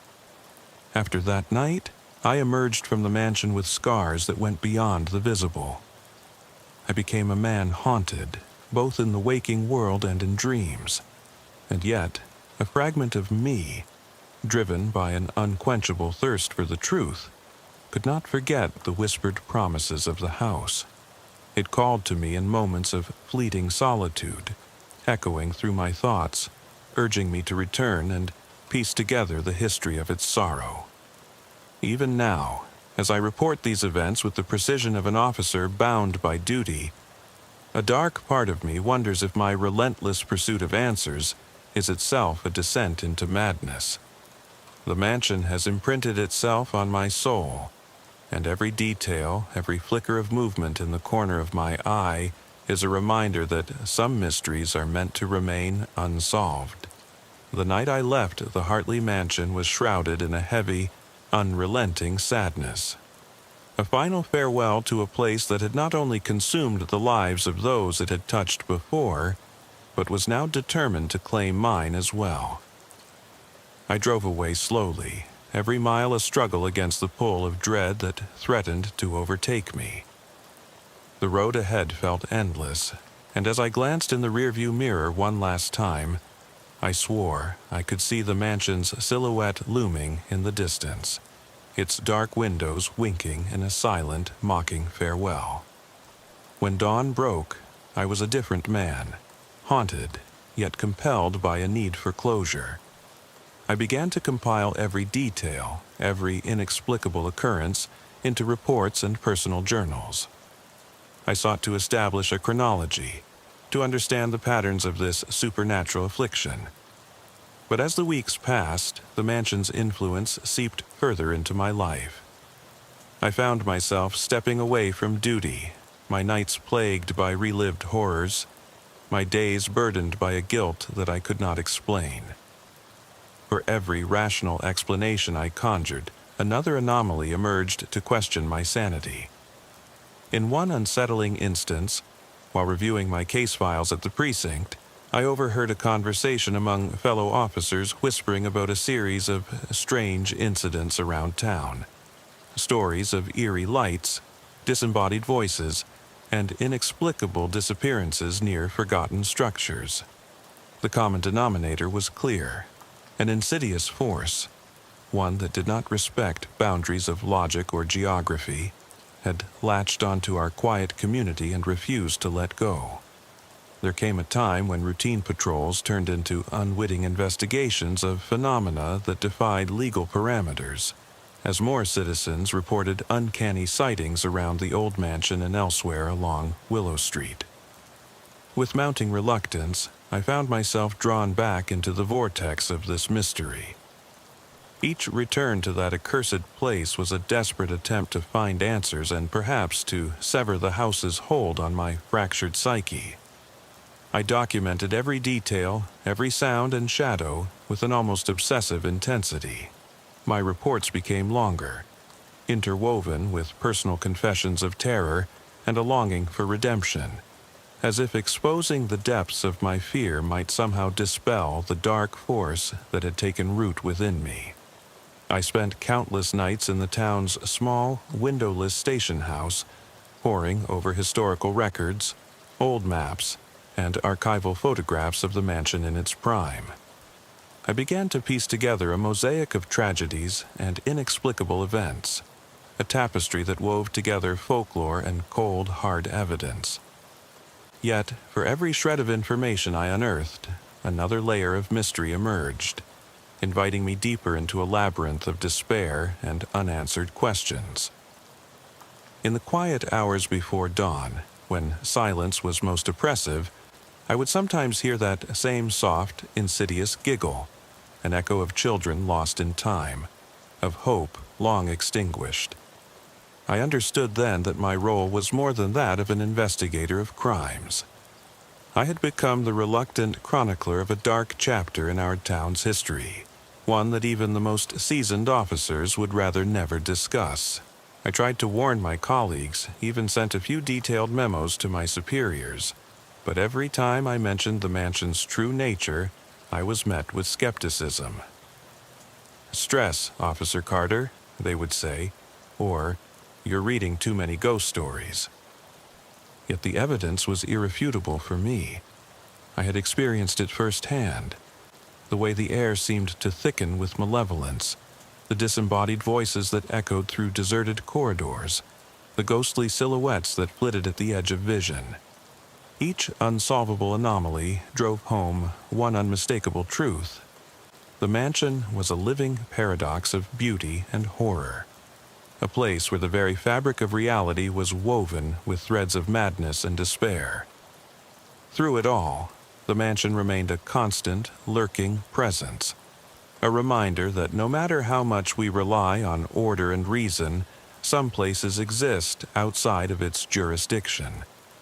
And as I continued to fight the encroaching darkness in my own mind, I realized that the mansion was not merely a building, but a manifestation of every unspeakable secret, every hidden torment that we as a society choose to bury deep within our collective memory. The more I delved into its lore, the more I was consumed by it, until the line between duty and obsession blurred beyond recognition. I now stand at the crossroads between what is known and what is unfathomable, burdened by memories that threaten to fracture my sanity. The mansion on Willow Street cast a long, unyielding shadow over not only the town, but also my very soul. A shadow that refuses to dissipate even in the brightest light. And though I have tried to move on, the echoes of that cursed place persist, haunting me like a specter in every quiet moment. I drive tonight with that same silent dread, the ghost of the mansion ever present in my thoughts. Every mile, every darkened stretch of road reminds me that my journey is far from over. In the depths of my mind, I hear one final, unsettling whisper, one that promises that the answers I seek may come at the highest price of all. As I approach a bend in the road, the memory of that forsaken house grows clearer, the silhouettes of long-dead souls dancing in the corner of my vision. I cannot shake the feeling that some questions should never be answered, that some doors should never be opened, because once you cross that threshold, the night holds secrets too terrible to bear. And so, with a heart heavy with unresolved terror, and a mind teetering on the edge of certainty and madness, I continue forward into the unknown, a lone officer haunted by a past that continues to demand its due. The mansion waits, silently insistent, its dark promise lingering in the back of my mind. As the headlights cut through the darkness of the deserted road, I cannot help but wonder, is it truly an investigation into the supernatural? Or have I merely become another ghost in its cursed legacy, doomed to wander endlessly in search of an elusive salvation? The journey back to Willow Street was forced by a compulsion that I could no longer control, a need to confront the horror that had tethered itself to my soul. I returned on a night when the moon was hidden behind layers of oppressive clouds, cloaking the world in an inky darkness that seemed fit for the macabre.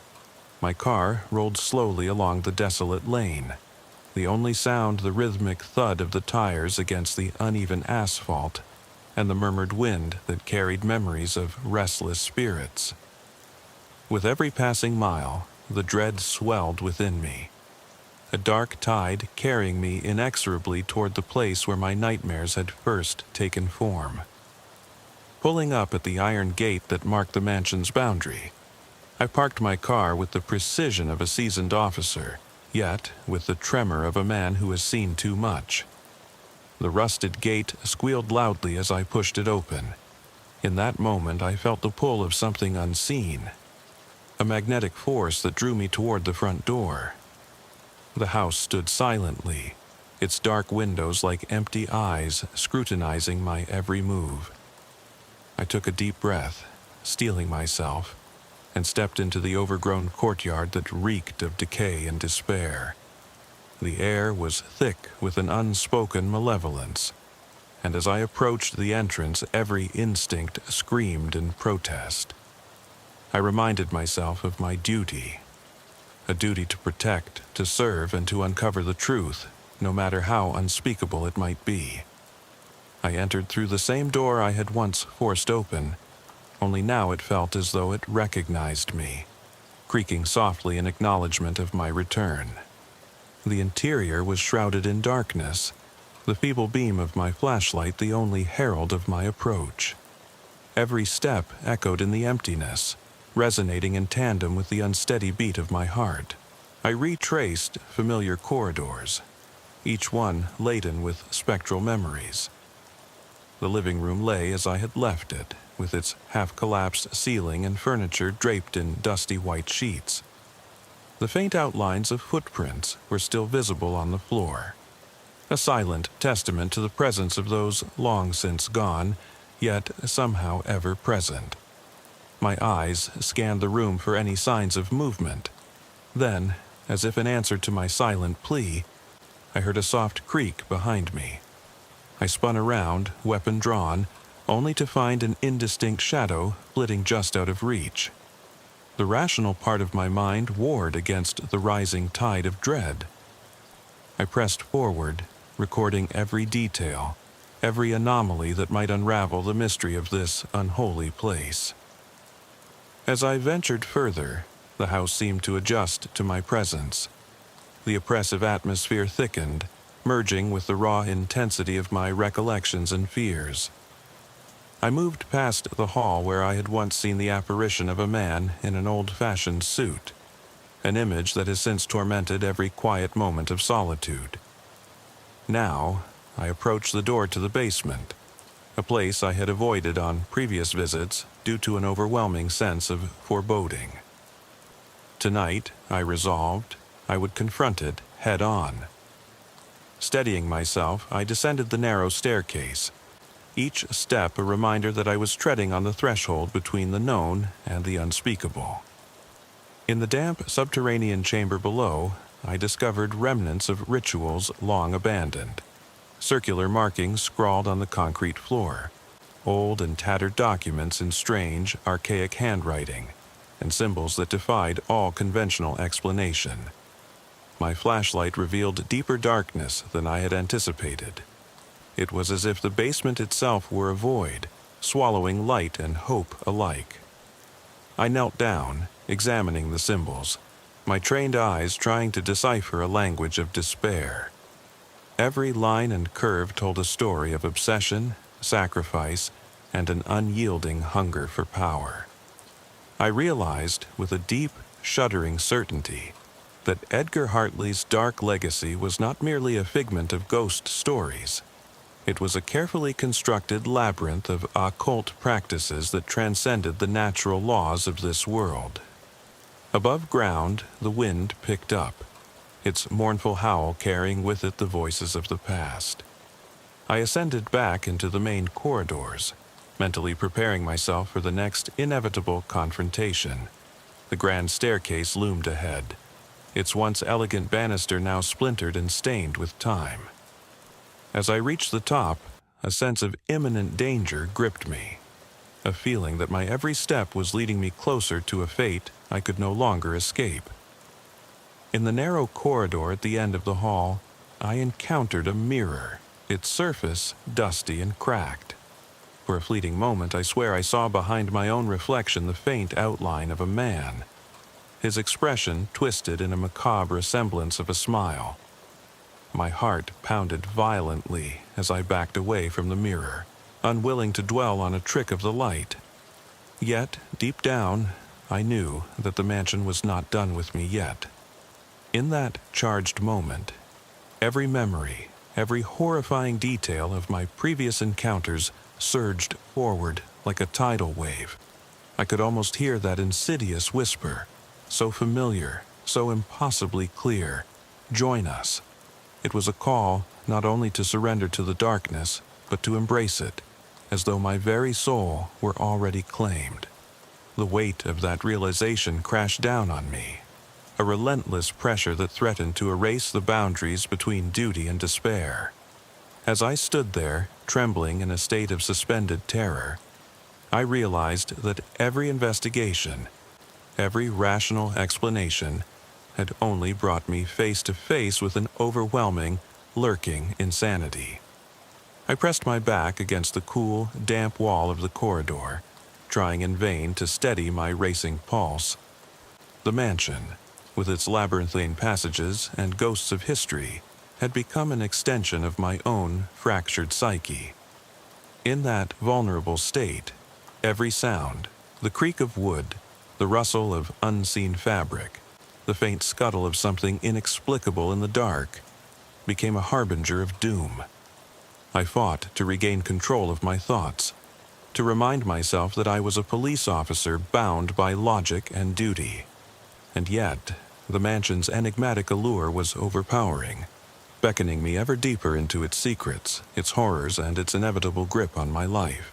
At that point, as I stood on the precipice of understanding and utter madness, a final, bone-chilling realization struck me.